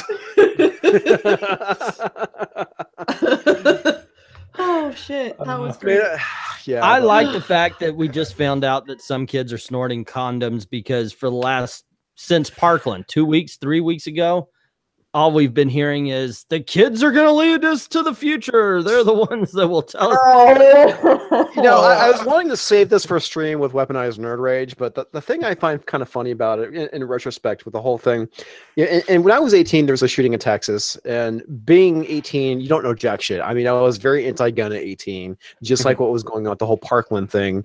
And you know, I wrote a letter to my congressman about the whole thing with how we need to ban guns and shit like that. And it's like, obviously, my opinions have changed over the years. I mean, at the age of 18 or 17, you don't know jack shit. No, the problem is snorting condoms is actually healthier than eating Tide Pods. Yeah, that's true. I mean, Well, gee, if you're going to do one or the other. Yes, Edward Brewer, it was the Waco one. And no, Jonathan, Weaponized is not streaming. I want to have him on the stream to talk about the whole thing with guns, video games, and moral panic that's surrounding both of them right now. That's a oh good, yeah, that'll probably be a that's good. really good stream. I mean, Yeah. like, He was really busy at the he knows time when I stuff about proposed guns, it. that's for sure. Yeah, he does. And And, being at that, you know, we're both gun owners, and I want to have Nightwolf on because he's, you know, both those guys are big into video games. So Wait a I second. figured that'd be a good topic. You have a gun, but you live in Texas. Yes, I do. I own And you multiple own a guns. gun? I own multiple Wow. guns. You just never hear of a Texan with a gun. Yeah, you really don't. Not But at the all. funny thing is, you know, I didn't get into guns until I was like in my mid 30s. I mean, one of my coworkers, who oddly enough a millennial, who's the one who got me into it, because he got into it, he's like, hey man, I should take you shooting. I was like, no, dude, I'm worried I'd probably kill somebody. And it's that same fear that everybody has. It's this thing you don't know. And so there's that fear of the unknown. And once you get past that fear and you understand the safety rules and all this stuff, you know, it takes that mystery out of it, and suddenly it's not that scary. And I think that's kind of the problem. What we're seeing now with all this shit is, you know, I mean, yeah, people, they're scared, they're uneducated, and they are the ones who should not be making decisions. well, I mean, like in firing a gun it's not a big deal. I mean, like, I'm sorry, it's just when I went to the Middle East to meet my uncle, he let me try his hunting rifle. Taught you how Here's to my wire a thing. bomb, make an LED. I think they That, should. that was Sunday class. I think they should raise the voting age and raise the everything to 21 instead of 18 you can vote, 18 you could, smoke, go into the army. I think they should raise that to 21 just because those extra 3 years of experience make a difference. It might just, I don't know. I don't trust. I mean, I see some kids, they're A-okay, they're doing fine, but Well, John, some, I think this extra time is just, they would use it just being kids. It's not like they would learn anything between 18 and 21 if you raise the level. It'd just be now they're older kids. Yeah, that's true. The thing too is, I Not only as I've gotten older, I understand now why the age to become president is 35. You know, it's like, Yeah. you've gotten past the part where you're basically a dumbass. Sorry, Spike, I cut you off. No, the thing is, for example, if you guys remember when we were kids, you could take the bus and go places alone. And even though the world has actually gone safer, and this is a Mexican saying that, how is it that now kids don't go out without any supervision, not even to the fucking front yard? When We had the things whole are actually free range safe? parenting thing. It was like, that was my childhood. Yeah. What the Yeah, hell was going on? I don't remember any kind of supervision after I turned 12. My mom and dad were just like, Come home, before it gets dark. Have fun. Yeah, like the most I got. Yeah, Utah had to pass a law to say free range parenting is fine. It's like that's how most people grew up. That's ridiculous. Because it used to be, where are you going? Out when you get to be back later. Yeah, all right. As far as my parents are concerned, by 8. Yeah, like as far as my parents are concerned, oh well, are you going to a friend's? Yeah, okay. Just tell me which friend. Okay, be on your way. Come back when you're ready.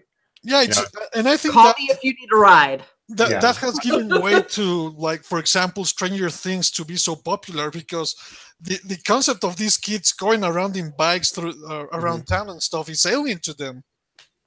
Yeah, that's the thing I find crazy. I mean, I used to walk to school when I was in elementary school. Same I was in like 4th and 5th grade. Same here. Walking to school. Yeah. And it's like, now that's like a foreign concept to people. It seems like it's like you're in middle school when you do that. It's like, no, man. If my kid's old enough and my school's like right down the street, your ass is walking over there. I'm not picking your ass up. Right. I did get in trouble. One time for riding my bike to another city. I wanted to go to Gatorland. My dad had told me as a kid he caught snakes and then sold them to Gatorland. And I thought, oh, okay, we could do that. So we did the same thing. Man. We caught snakes and we drove over to Gatorland, which is kind of near where I live now.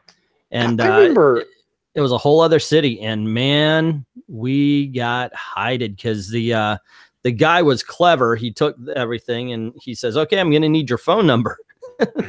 And we gave it to him. And he called up our parents. Do you know your kids are okay? Different time. I remember I was like in 2nd and 3rd grade and with my friends wandering around.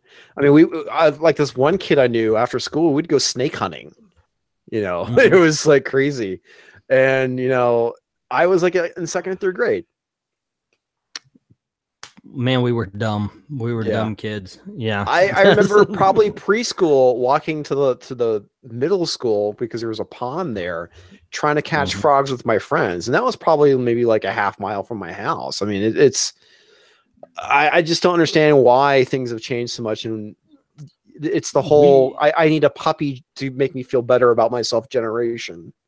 We used to make rafts out of, like if there was an abandoned house, we would take the doors out of the house and we would make rafts out of them. And then we'd be in the middle of the lake hitting each other with sticks, trying to knock each other off. It'd be like this. That was fun back then. And no pads. It's just wham right upside the arm. We knew not to hit each other in the head.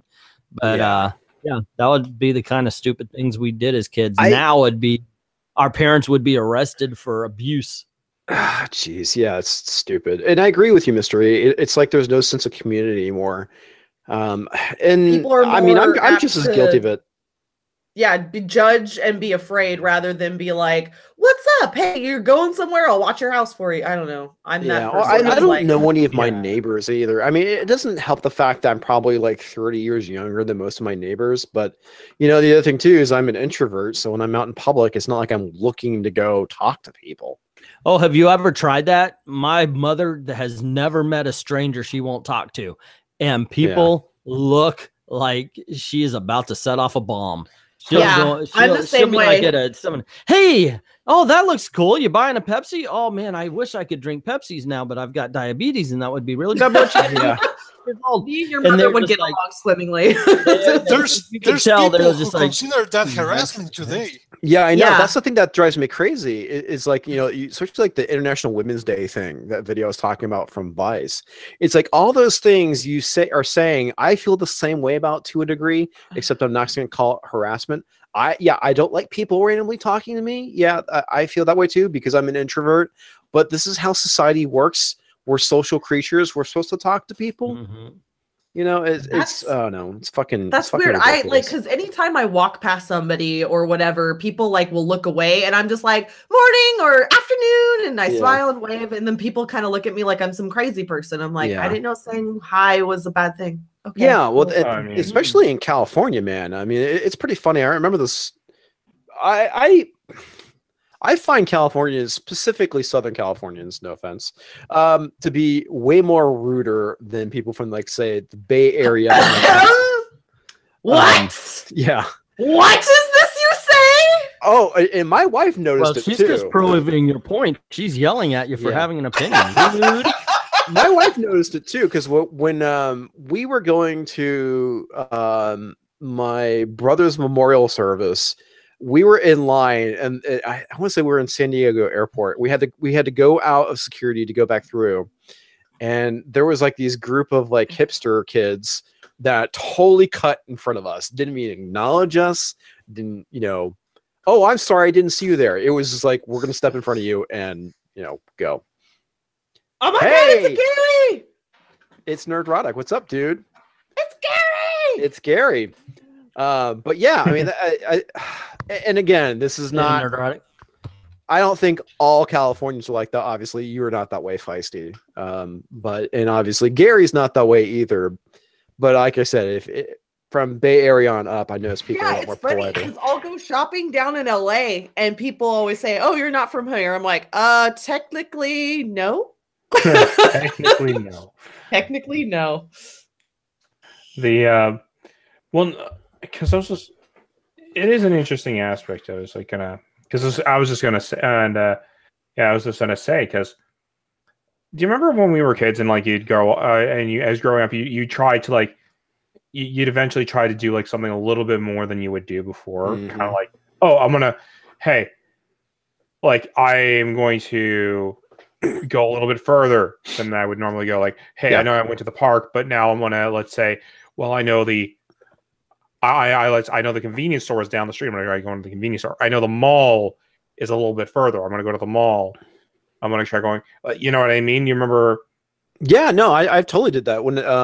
Yeah, I don't remember how old I was, but I want to say I had to been like in 3rd grade.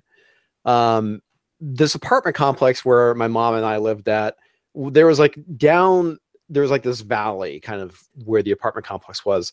And I remember there's like, oh, this thing called the pig farm down there. And we'd always try and venture down and find it. But part of the problem is that valley had rattlesnakes in it. So we're always afraid to go too far. And I don't know if it was like really just an abandoned farm. But you know, there was like all these rumors about the pig farm and how, you know, on Wednesdays when the pigs get their heads cut off because that's when they go butcher the pigs. And we all wanted to go and try and find this mystical pig farm. Yeah. No, I always pushed the boundaries. Yeah.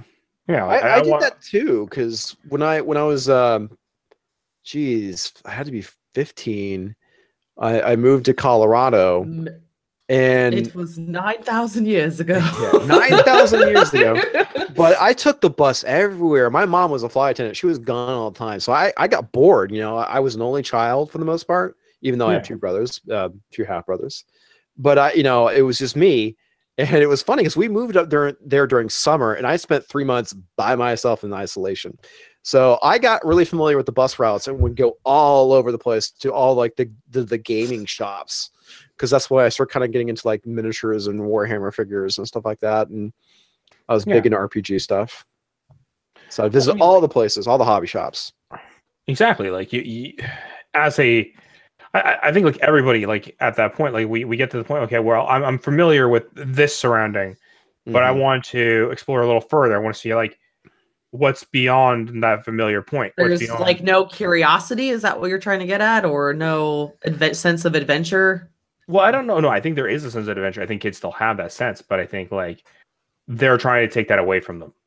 Yeah. Well, we've all heard about the whole thing with helicopter parents. Yeah. Well, but it's weird because like it's not just helicopter. It's not that they are helicopter. I'm wondering if I'm not wondering if the parents themselves aren't helicopter, but like being told they have to be helicopter parents because the world's dangerous, even though it's safer. Yeah. I just thought of something that happened today at the shop. Okay, shoot. That was kind of amazing. So I'm processing issues for, you know, to sell tomorrow, you know, checking them in, counting them, seeing if we have any damages, shortages, whatever. And these 2 little boys with his dad come in. It's their first time in a shop.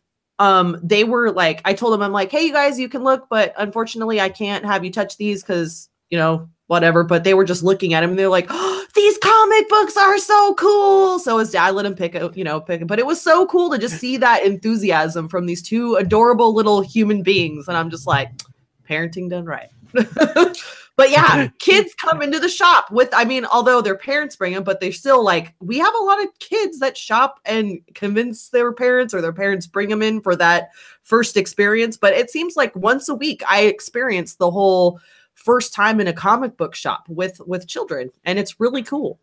But I think that's very telling, actually, because like Comics Division was mentioning, he used to go by himself. Now, if you depend on your parents to go everywhere, and they are not precisely the kind of people who spend their time in a comic book store, that basically is a way to drive away the kids. While people older than 30 used to go by themselves to these stores. Yeah, but another thing I do too is when it's clearly like you can tell if a parent was dragged there by a kid, I will thank them. I say, you know, thank you so much for bringing your kids here. They seem to have a good time. You know, it's really nice to see parents support this hobby. That's cool. Yes. That's very cool. So, and apparently Anya is serving cheesecake in the comments section. So I don't know if we're boring everyone or not with our stories. Our old man stories. Back and back, or old lady. Yeah. I'm not that old though. Can I have cheesecake? Yes, I want Anya, cheesecake. can we have cheesecake? I like chocolate cheesecake. My favorite I make a indie pretty book? mean chocolate cheesecake. Mystery asked me my favorite indie book. I have a lot, but right now it was it is Judas at the moment. It finished, I think, 2 weeks ago. It's a good book. Nice. Yeah. The Damned is awesome. That's an indie book. Oh, did you guys see the news about that one lady who's leaving IDW to go to Ani? Isn't everyone at IDW leaving because there's no money? That apparently is a ship that is sinking. I feel sorry for IDW. They used to be a very reputable comic company. They dug their own fucking grave. I was talking to another comic shop person in DMs today, and we were talking about Marvel, and we were like, yep, it's gonna keep sinking, and they fucking deserve it. In all honesty, I'm like, that, you know, like I was saying, the whole variant incentive thing, I saw a couple posts today that, like, one guy posted a thing, like, he's like, I see that we have to order, you know, X amount of a previous issue of a different title to be able to get this, but we didn't. So I'm not gonna play into this. So unfortunately, I'm not gonna, you know, I'm just gonna order what we can sell. And then there was like 75 comments under there that said, yeah, we do the same thing. So I think we're gonna see some interesting numbers here in the next couple months. Well, I think retailers are starting to fight back at this point. Yep, retailers are starting to fight back. But I think even Marvel is planning on doing that same thing with the #1s for if you order the last issue before the #1, they're gonna double or something like that. So you're gonna be stuck with a whole bunch of extra books. That's the thing too, is that because I actually do ordering for my store, is I saw that, you know, you have to order, or they're also doing deep discounts, but it's still like, why do we want to be stuck with this many to get 1 in 100 variant of, you know, when you should have just given us that option? It's such a waste. And that's the thing that really irritates me, because I was talking to my local guy about this. It's like, I don't understand why comic shops try and do that, because they can't compete with some of the online suppliers, I guess, when it comes to those variant covers. So it's like, why fucking bother? That or maybe get together and, you know, buy the stock together. I don't know. How can you know? We there's a couple of stores we actually work with saying, hey, you know, would you, if we all went, you know, maybe enough or whatever, and then but we do eBay too, so we kind of branch out to like whatever overstock that isn't returnable, we put up on eBay, say for like 2 or 3 to just have in back issues. And usually, even if we discount them like maybe $2 or $3, we're still making something.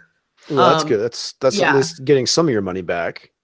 But I wanted to mention something regarding IDW, because even if we take away the overseater sons and, you know, the variant incentives, they also wasted a lot of money in properties they are not exploiting very, very well, and they keep buying those properties.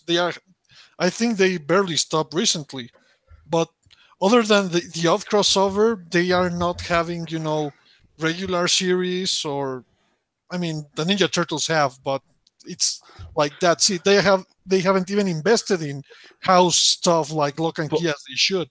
Well, a lot of stuff IDW, banking. the only thing that doesn't make them any money for IDW, sorry to interrupt, is Ninja Turtles and Transformers.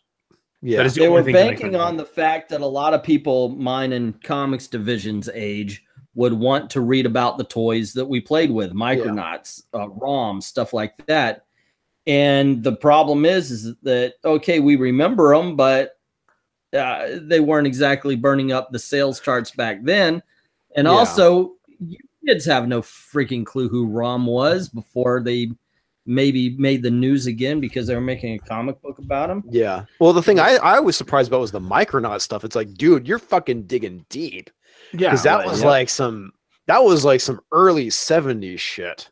Like, sure, Yeah. having licensed properties to make a comic up is fine, but like that can't be your only cash cow. You have to have you have to have your own books as well. Well, the other thing too that sucks about it is that the G.I. Joe series, when Chuck Dixon was on it, and I think her name was Catherine Travis, those books were good. You know, and I don't know why the fuck they handed it to Aubrey Sisson, because he just like literally flushed that series down the toilet and made it shitty. But, oh my god, Chuck Dixon's run on G.I. Joe was awesome. I went back and I bought all the fucking trades that were put out for G.I. Joe. There's a thing that happened in comics some time ago, that this is years back, but an influx of bad editors at Marvel and the nepotism this created has made a lot of people who don't really understand, know comics, whatever, get very good positions at comics. Aubrey Sitterson is one of them. He actually was one of the editors of Civil War, the original one. Really? Yeah, but the guy is there because he likes, you know, the ego that comes from saying I work at Marvel, but not the actual work you need to do. There's a reason why he's not at Marvel anymore, even though he's loved by SJWs. These people are problematic at the end of the day. And also, Man of Action just mentioned too that apparently IDW got rid of Steve Niles, which sucks because Frankenstein Alive Alive is an awesome book. I mean, did they get rid of him or he stepped out? I think he stepped out, but I don't have like the quote. So here's the thing, I actually have nothing against. So, okay, so IDW is like do they have any? Okay, so this is just me asking out of the blue, because do they still have? Because I know they had at one point had their own series that were not licensed series. Do they still have any of those? They're losing. IDW is losing Hasbro at the end of the year. I know that. Yeah. Well, they're losing Hasbro, but like, okay. Losing Hasbro means that they're most likely going to lose, like, that loses Transformers, they'll keep, does TMNT count as part of Hasbro, or is that somebody else? No, that would be different. No, that's owned by... Lock and Key was a series they put out. Also, really quick, Kevin's asking question, favorite G.I. Joe and why? Favorite G.I. Joe, why? Oof. Mine is Swamp Rat. Mine is Snake Eyes. Snake Eyes. I'm too old. That's Comics division is just young enough to be part of the G.I. Joe audience. I was into Girls and Cars by the time G.I. Joe came out. So, yeah, I didn't really care about it. I was into She-Ra. I don't G.I. Joe's not my thing. Yeah, I liked Baroness and what was that guy that she was dating? Yeah, Baroness was pretty badass. Yeah, Baroness and what's that guy that she was dating? Destro. Yeah, Destro and Baroness. I like the. I don't know. I just like the two of them. They were like, I like that they were just a canon couple. Yeah, I thought that was pretty cool. Yeah. You have in the movie. I like the Snake Eyes guy. Ray Park played Snake Eyes. God, that show was so. That movie. I want to walk out. You never checked out G.I. Joe 21? I Love Comics, the silent episode.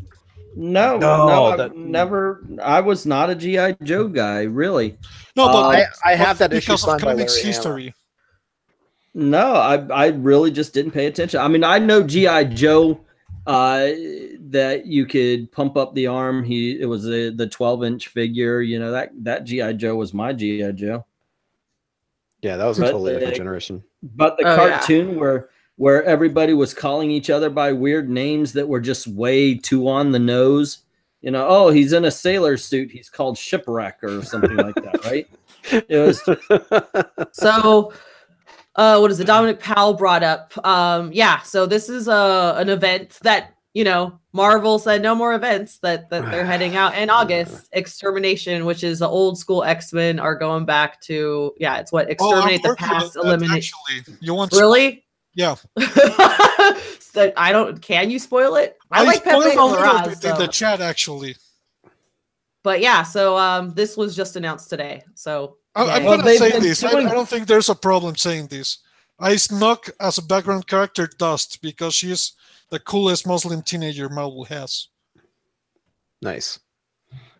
I like her. Dalton, my thoughts on Lock and Key. I never read it. Oh, Lock and Key's pretty cool, man. It's I know. A story. It's something that would be right up my alley, and I don't know why I never picked it up. I'll have to go get the trades. Plus, Gabriel Rodriguez is so good with storytelling, the artist. So good with storytelling. Awesome.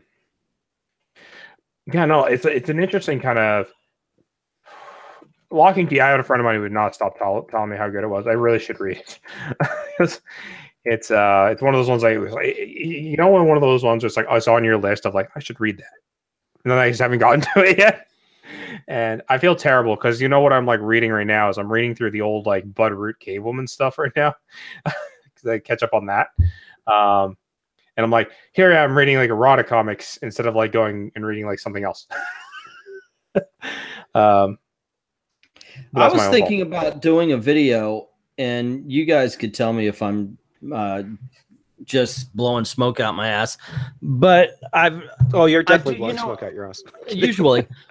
But if that's all I'm doing, then I sometimes do those Marvel versus DC videos, which I've noticed some other people have decided to jump into the Marvel versus DC video making world. Anyway, but I did that, and it's to promote good books and such. And there's so many good books out there that just are not getting the sales that the bad ones are. Yeah. Well, and part of it is habit, though. Yeah, I was about to say I was going to make a video.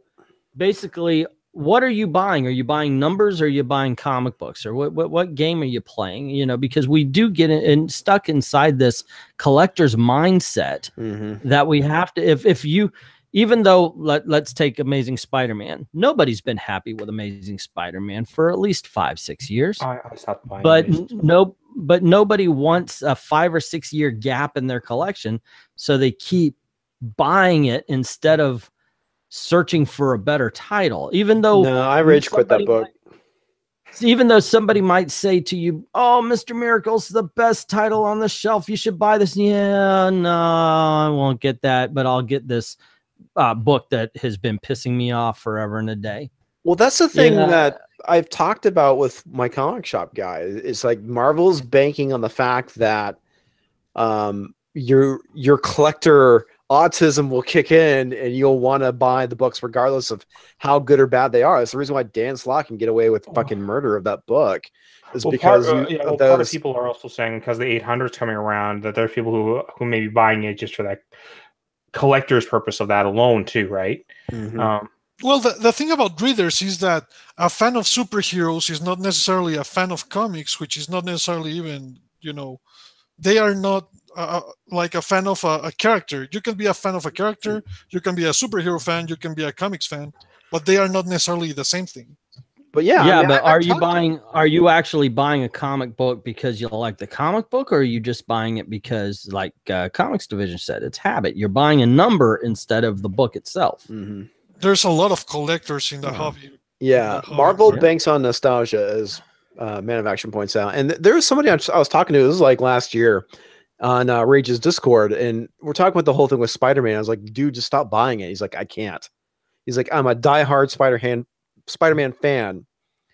I don't want to have that gap. And maybe the problem is they haven't had them explain how this is actually hurting the character. This is why the stories that they don't like keep being published. Yeah. Bruce, I used Amazing Spider-Man as an example. Feisty just brought it up, and I do know it's one that's just been pissing people off for a long time now. But you it could be people for me.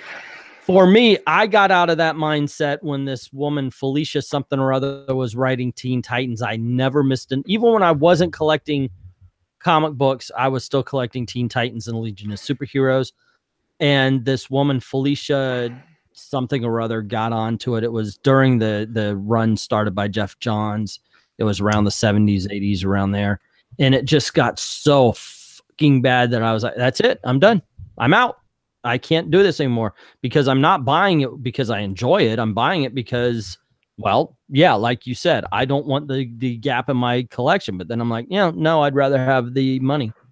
I'd rather be able to buy another comic book or spend it on something else, you know, just after a while.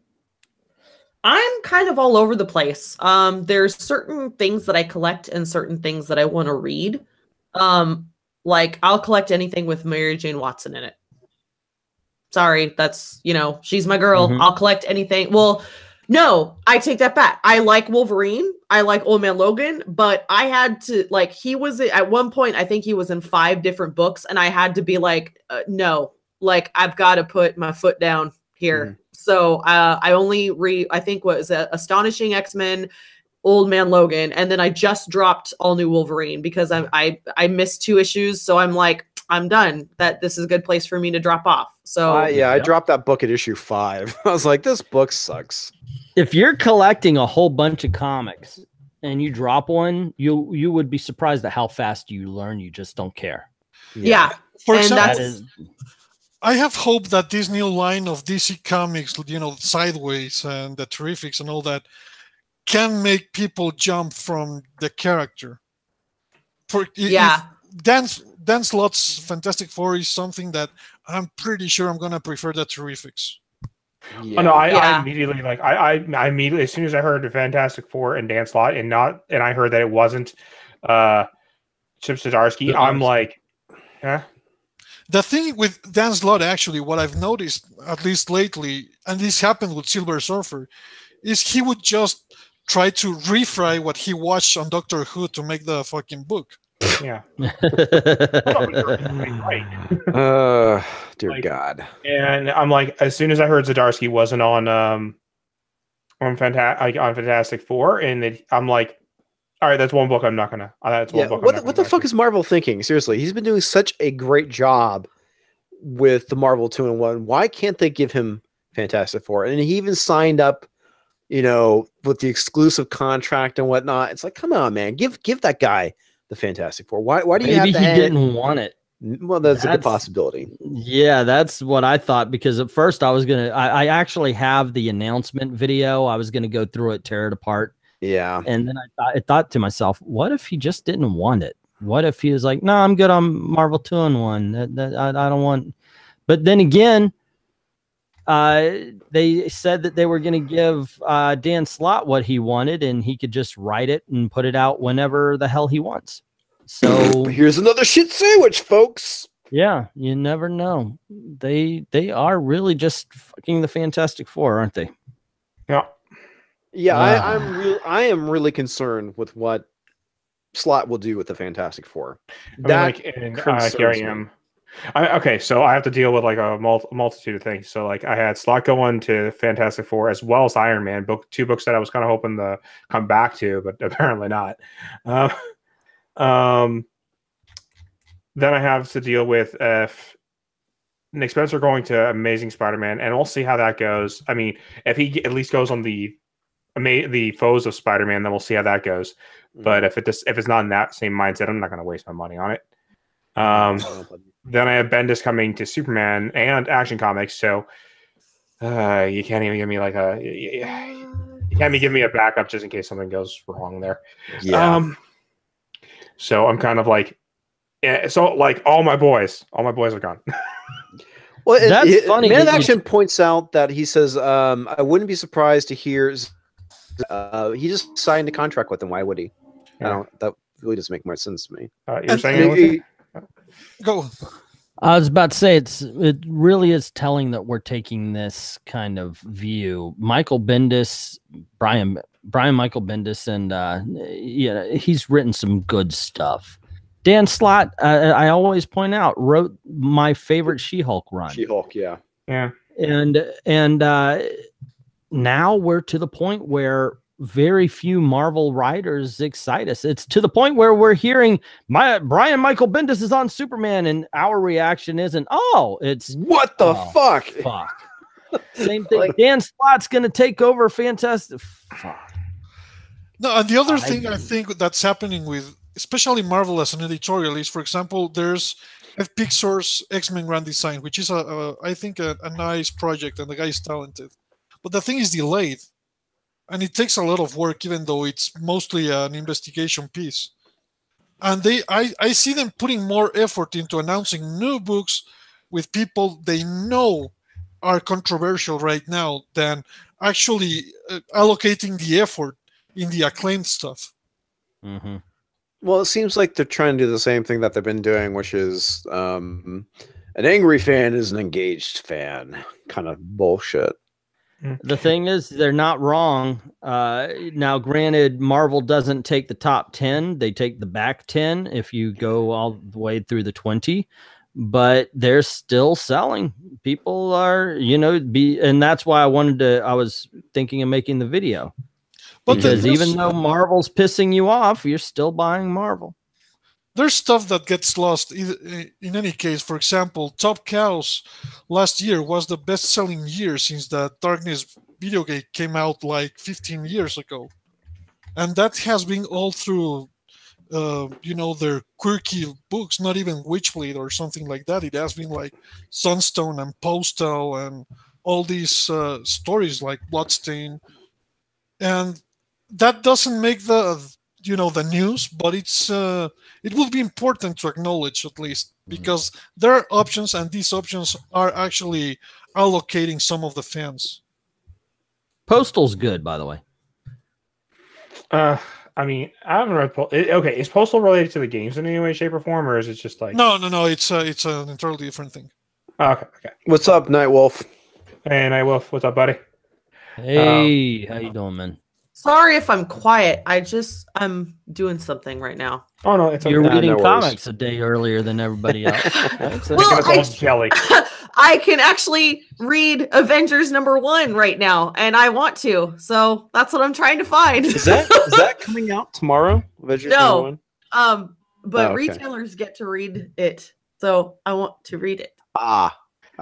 Can you at least tell us if it's better than what we've gotten so far? If I can find it, I might screen share it with just you guys after the stream. But if you tell on me, yeah, we'll hide it somewhere. We'll hide it somewhere in a live stream, a public live stream. Do that. Nobody would ever know. The fight I had with Brevoort was actually because of someone leaking, leaking all the typos in Secret Empire #5, I think it was. Oh God. Oh. Yeah, it was back then when Captain Comics and Comic Boom showed this to Tom Brevoort and asked him, why isn't people doing, their jobs? And he just lost it. And after he lost it, 13 hours later, when no one was talking to him, he came back to us again. I remember that. Yeah, he was unstoppable that fucking day and night. It's like, good God, dude. That's the thing I find funny. It's like, and he's trying to make all these excuses for, well, they were mistakes back then when you thought it was so great then. It's like, yeah, they were typesetting stuff. You guys are doing everything digitally. Have you heard of spell check? Not only that, they weren't that common before.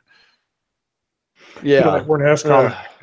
Because they had multiple people going through it and actually reading and actually doing their job. Yeah, people actually give a shit about the quality of their product. At least you have an assistant editor, a group editor, and a letterist to read that before they send this to artists. I know for a fact no one reads those. No one. Yeah. Wow. Let me tell you what happened with one of the last issues of Spider-Man from Bendis. It came with a missing page they hadn't written in. How do you miss a page? You know this is 20 pages all the time. Yeah, that's pretty bad. What's I'm worse pretty is sure that would be nobody laziness. noticed. It's impossible that someone who read it didn't notice a page was missing.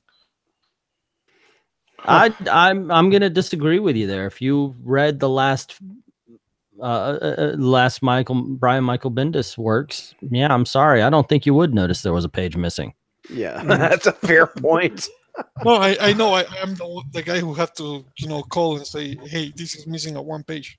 I'm just hoping that I'm hoping that when he's on Superman, because he's one of my favorite books to read on a monthly basis is the Superman stuff and Action Comics. It's like if I'm going to be with him being on there, I'm just hoping for at least I can hope for at least just a decent run or a mediocre run. Like I don't want it to be I just don't want it to be so bad that I actually have to drop the book, because I will if I have to. I want it to be good, man. I want Bendis to be good again, but as somebody pointed out in the comments about the whole thing with his comments when Krypton came out, I guess he was talking about, I guess, the Strait of America or some shit like that. And yeah, and see, this is where my worry comes in, and I'm holding out hope. You know what I mean? I'm holding out hope. I'm sure if DC sees they're not getting the results they want, because I know what the results they want is they're putting him on because he's a name, because they want the book to be a top 10 book. I get that, I really do. But if it's not getting you the results you want, and I'm just giving DC the warning, if it's not getting you the results you want, get him out of there as quickly as possible, because I know Superman should be in the top 10. I'll agree, but don't hurt a solid book because you're trying that hard. Yeah, digitally, Superman has consistently been in the top 10, Action and Superman. Yeah, but they want it on the physical as well, I think. So, yeah, and I don't blame them. I get it. I don't blame them. I get it. You know what I mean? He is one of their flagship characters. I get it.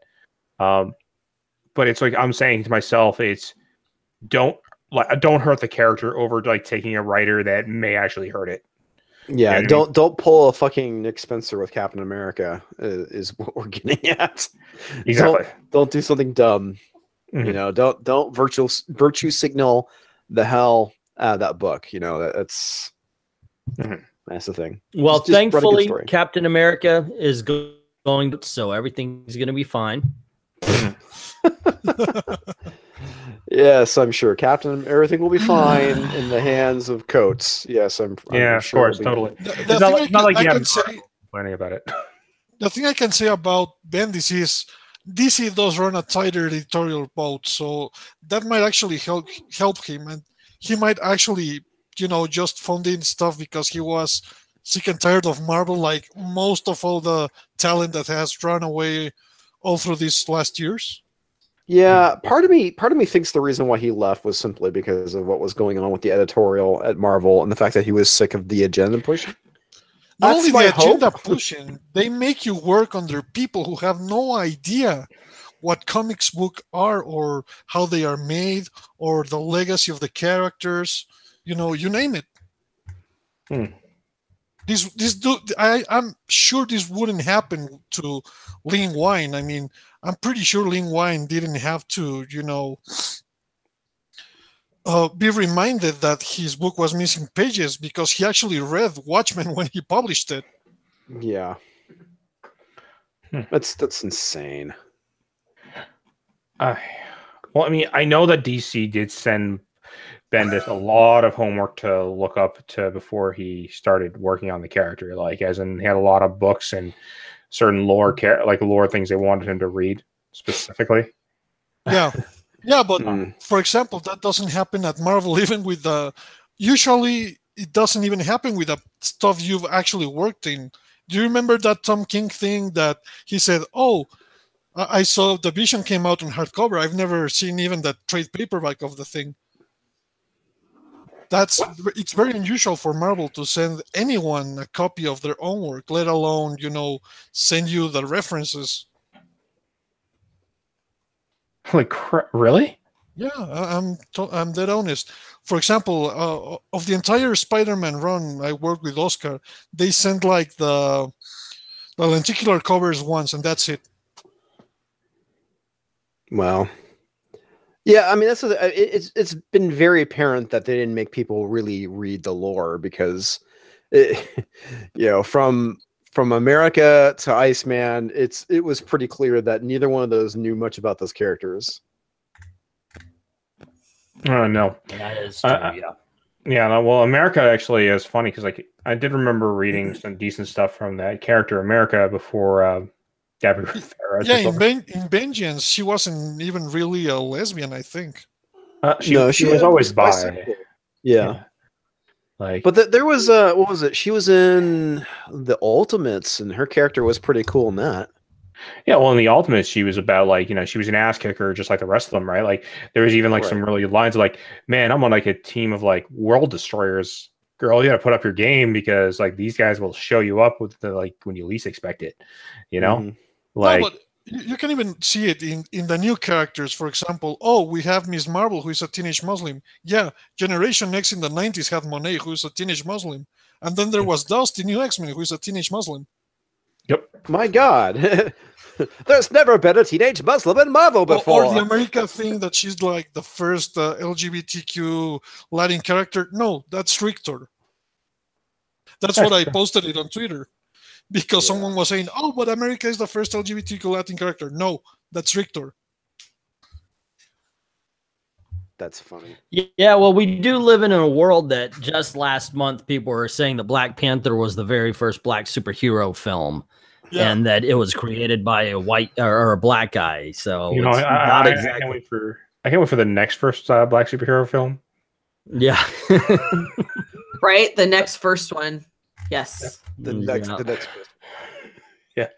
I'm sure it'll be some. Oh my God! Black people can act. Film at 11. Jesus Christ! They've been acting since like the 70s and 60s and jeez. 40s. There have been 40s. Yeah, it's, yes, that's right. 40s. It's what is really it really is embarrassing for. Well, it'll be Cyborg, the first black superhero film next, right? Yeah. There you go. Yes, Star Trek Discovery, the first female captain. Yeah, I'm pretty sure that was Janeway. Not even Janeway. I mean, it was the first. Really? And then there was Cisco, mainstream one, but yeah. Oh my God! I don't know how to find this. How come I can't find this? I'm sorry. What? I'm trying to find this copy of Avengers #1. She's still trying to find it. Did you hear about it yesterday? Today. Okay, I was about to say it's not an April Fool's joke. They're pulling. No, it was posted. But yeah, I don't know how do I get it? It's April 4th, man. Is it already? God dang it. Oh, they're saying she's the first black female captain. Which I don't know if that's necessarily true or not, because that's the thing. I mean, fucking Star Trek is like one of the most diverse things ever. There's no way they've had the first black female captain. Maybe as a main character, yes, but not as a character in that universe. Sorry, Janeway was the first female. Black female.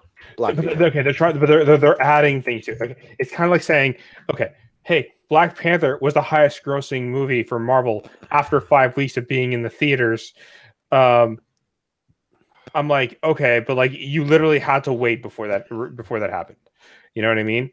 Like, like these obscure records of, you know, this is the best grossing movie that was released this exact second, and you know, on the summer or on the winter or like that, pay attention more to the people wording bought they use. popcorn while eating. Yeah, more people bought popcorn while watching Black Panther than any other movie ever.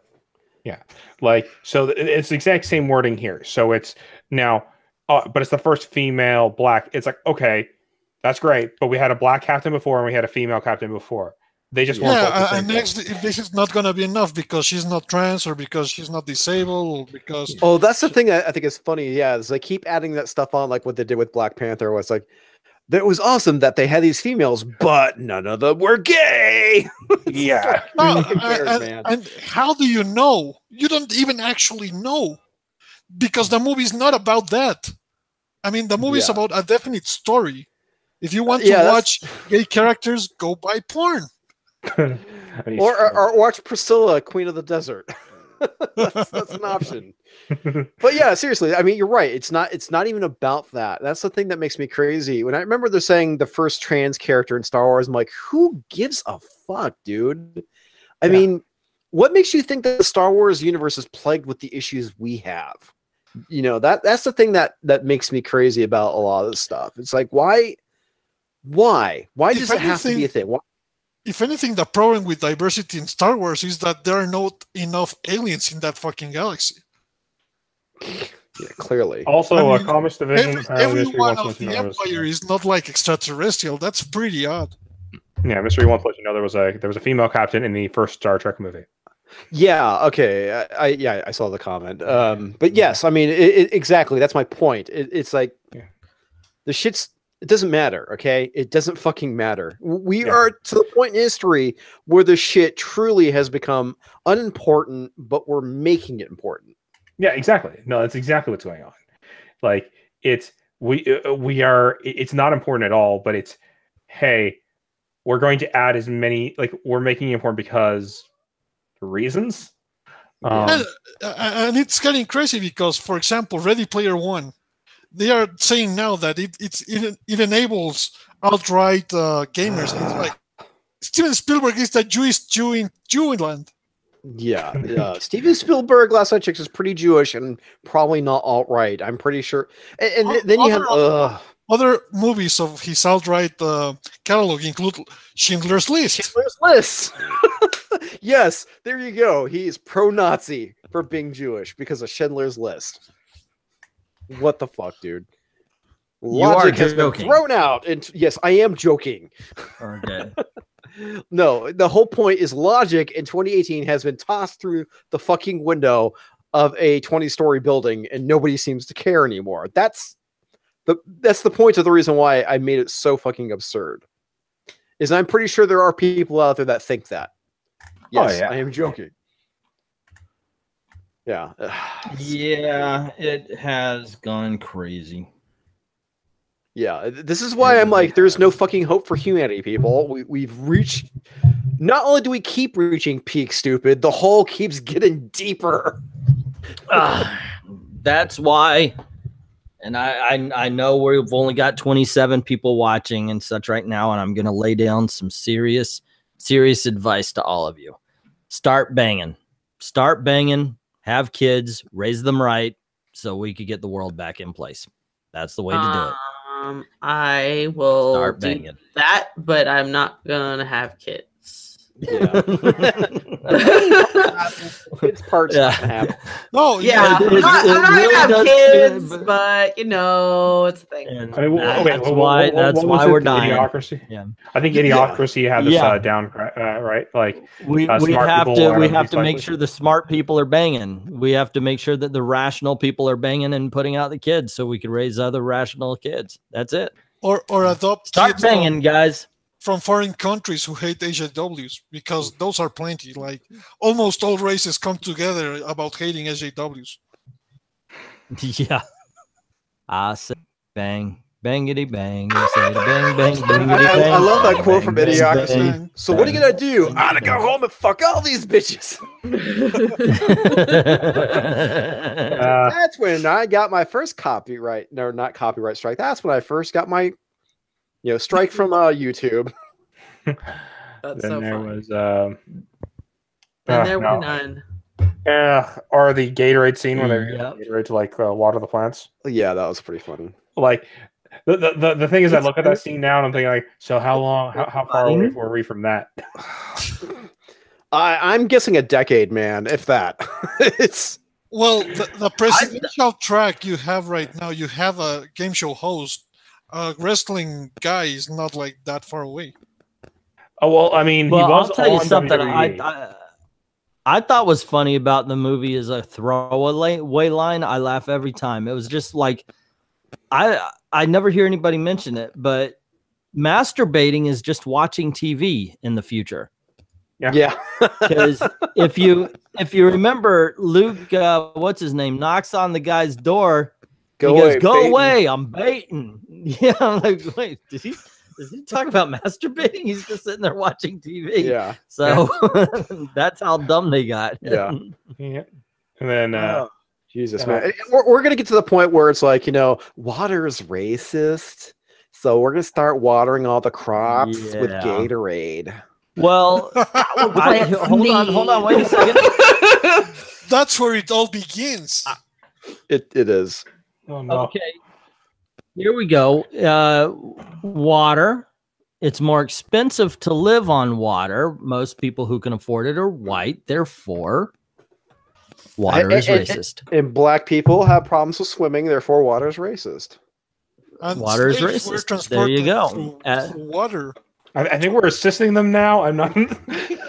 Oh no! I want to start. I want to see how stupid this could get. I want to make water racist. Oh, okay. Well, if you want to make Jokingly. You want to make the waters racist thing? It's really quite too simple. Yeah, that's why there's no water in Africa. They left to form an ethno state around it. Exactly. There you go. It's all white privilege. Water is white privilege, and clean water is white privilege. Okay.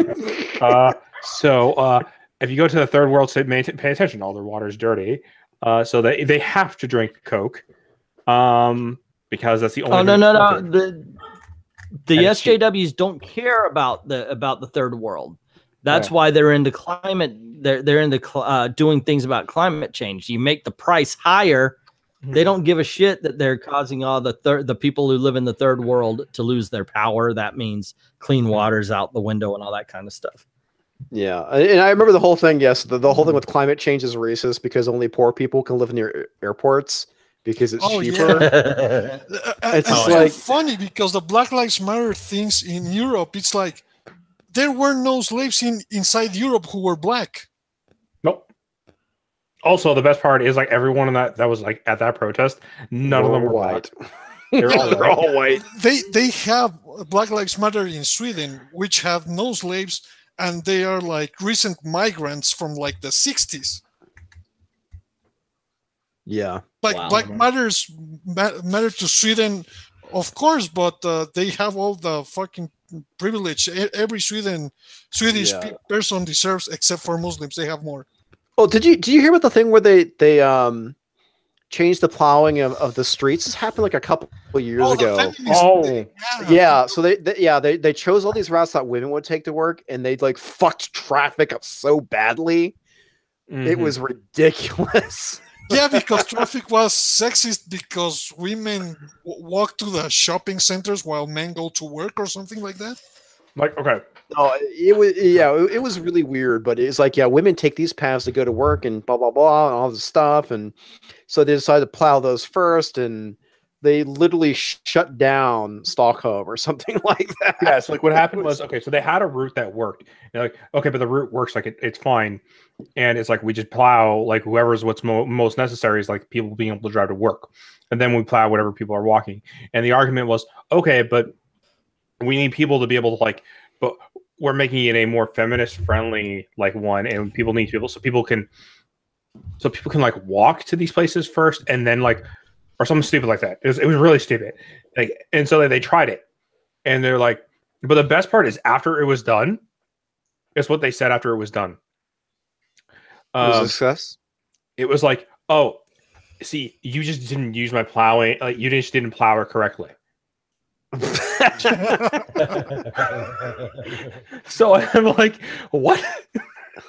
They used your method. They tried to use your method. No. It's like, and the city was like blockaded for like almost a week before they could figure it out. Before they could like try to figure it out to get it all working out. Because you got to remember, it's still snowing throughout this entire time. Yeah.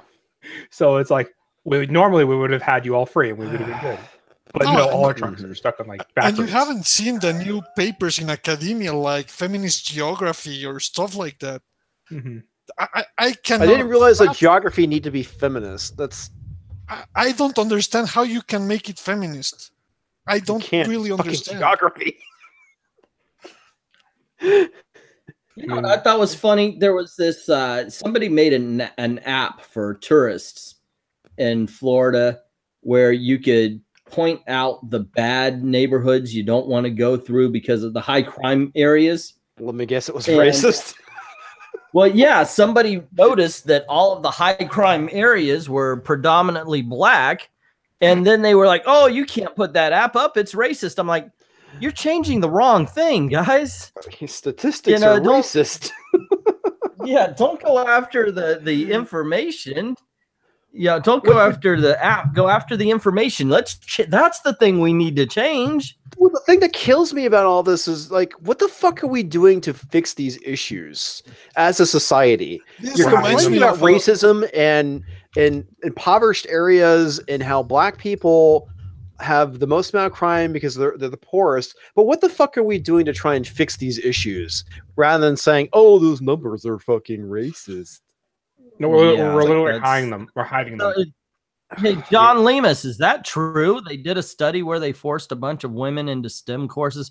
I mean, forced, really? How would you force them? And they all quit and switched to social justice courses. Was it actually forced, or were they volunteers? Because that's two different things. Well, I think Candancula actually even reported that they were trying to include arts into STEM.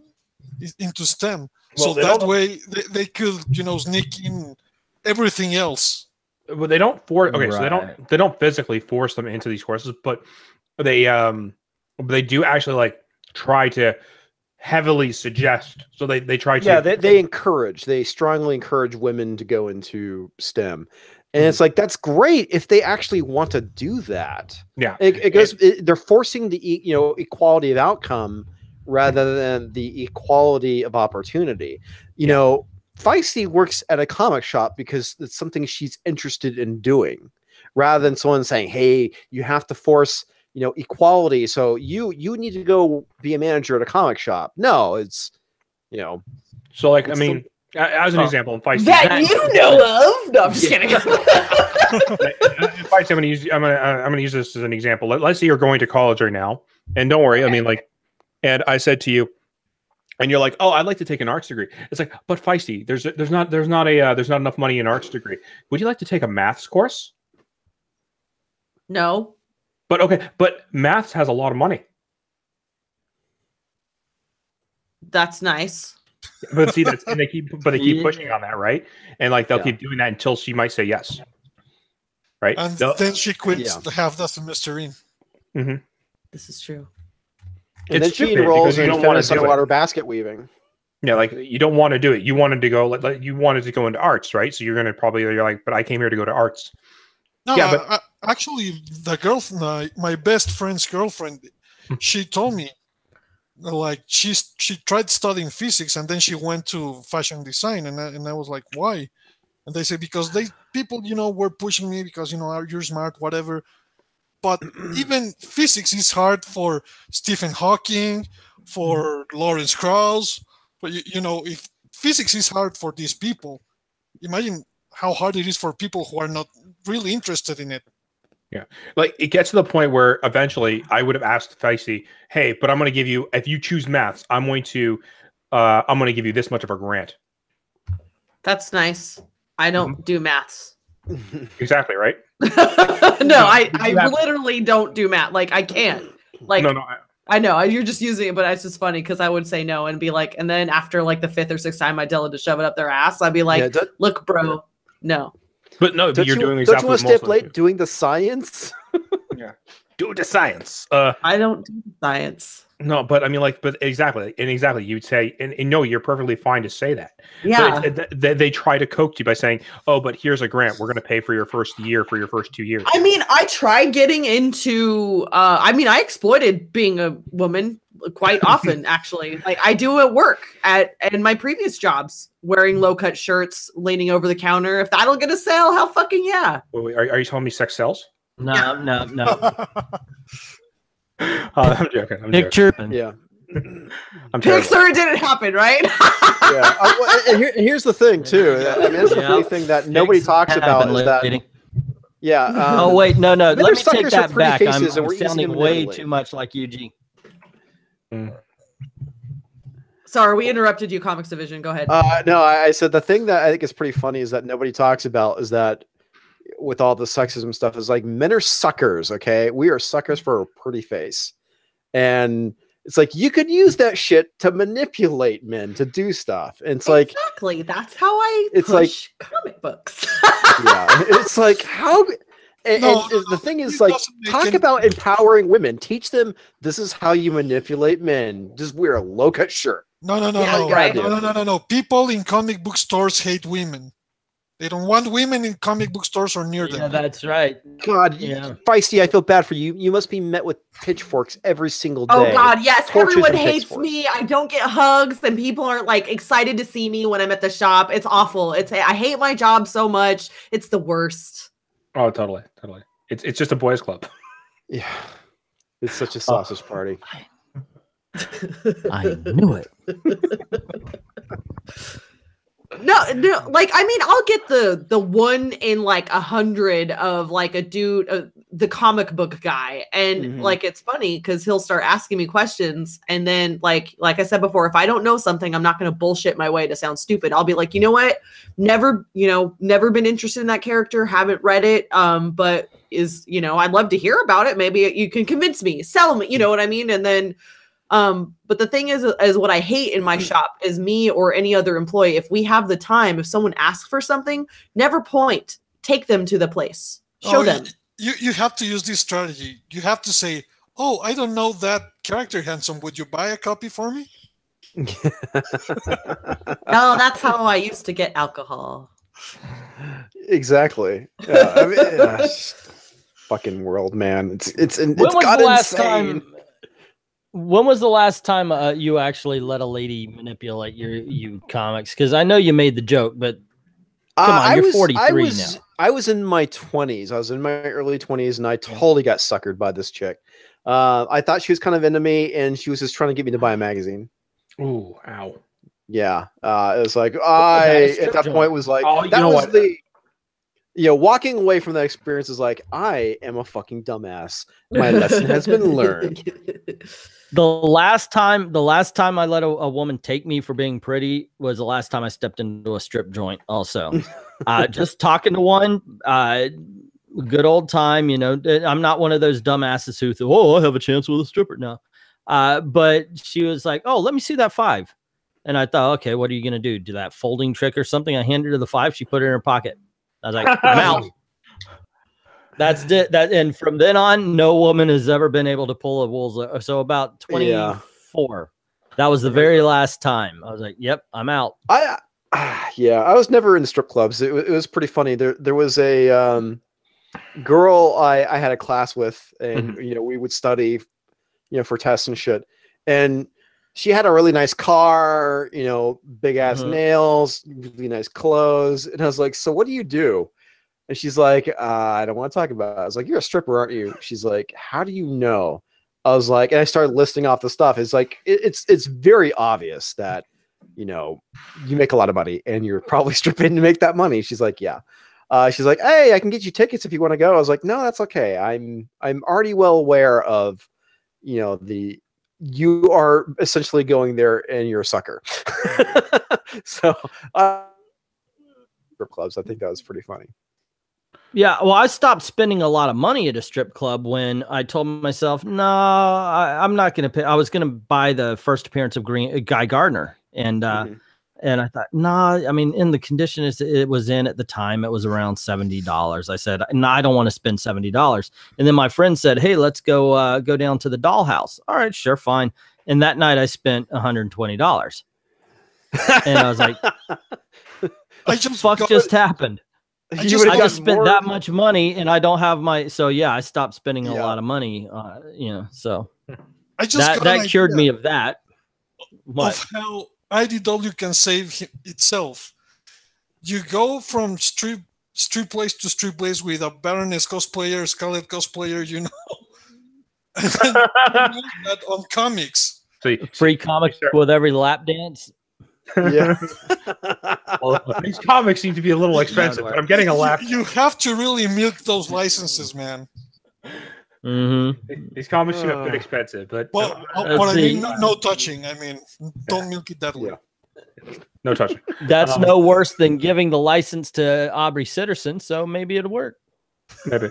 I mean, I can tell you now that I've had very uncomfortable scenarios before. Like, I remember there was a con I did go to, and there was a lady who actually who did try to use her sexual appeal to sell like a book that she was selling there. It was like, okay, and I have nothing against that. You do what you, but she actually did come up and she was like feeling me up and all that kind of stuff. I'm like, we're in an open space. I'm like, I really do not feel very comfortable right now. And she's like, yeah. And I'm like, it came to the point where I was like, I'm just gonna buy the book and just walk out because I want you really to stop touching me right now. Well, yeah, that's the thing that I think is pretty funny is that they, you know, whenever they talk about the whole thing with harassment and whatnot, it's like, yeah, guys don't like being randomly touched either. Yeah. You know that. Yeah. Like it was it's funny. We were in an open space, and I'm like, okay, this is like I did not ask for this. Dude, I got groped on 6th Street. Found it by women. Well, I think Feisty found she found her gold mine. You found your gold mine. Found it. Feisty found Avengers. I found it. All right. Well, you're gonna have to tell us. I mean, that's the thing that I think is funny that never gets talked about with the whole harassment stuff. Is like, yeah, guys get harassed by chicks too, but they want to make you think that it never happens. A brown comic book fan. She did not hug me. I was not going to buy the book, but she was literally. She had her arms around me. She was literally like feeling up my bicep. She was pressing against my chest. I don't touch anybody unless it's and before I hug people, I was like, "Hey, can I have a hug?" And they're either like, "No." I'm like, "Okay, cool." Like I don't. It was disturbing. Like, and she was starting to do it to my friend as well, and I was like, "Okay." She knew what she was doing. She clearly knew what she was doing. And it was.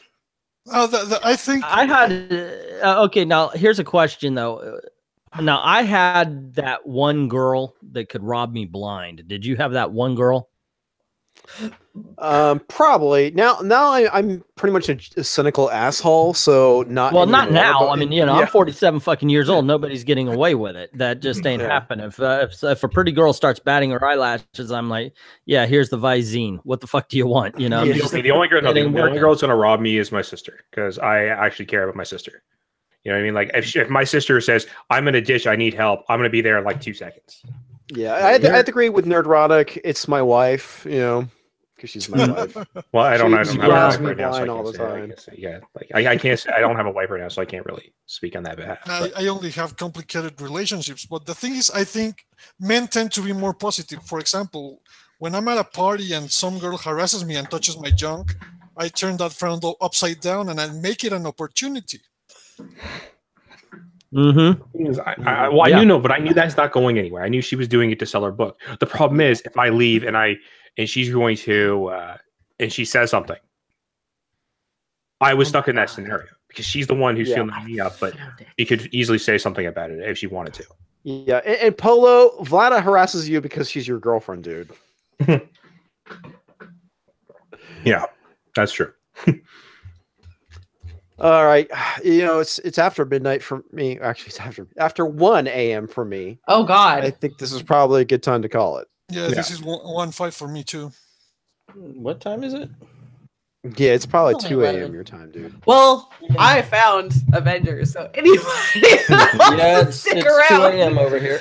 Holy crap! It is 3 a.m. here, but I don't mind because it's 2 a.m. The fear is gone. Yeah. And the stream is dying down. Yes. Thanks for sticking around, you guys. That can't be right. These are all basement dwellers with no jobs. I know, right? That can't afford comics, but they apparently collect them somehow. Yeah, but we don't have to get to our Nazi rally until about 2 o'clock. So. Yeah, there's that. How do you say fear in Spanish? I forgot. This is where everyone pimps their wares. We will start with you, Feisty.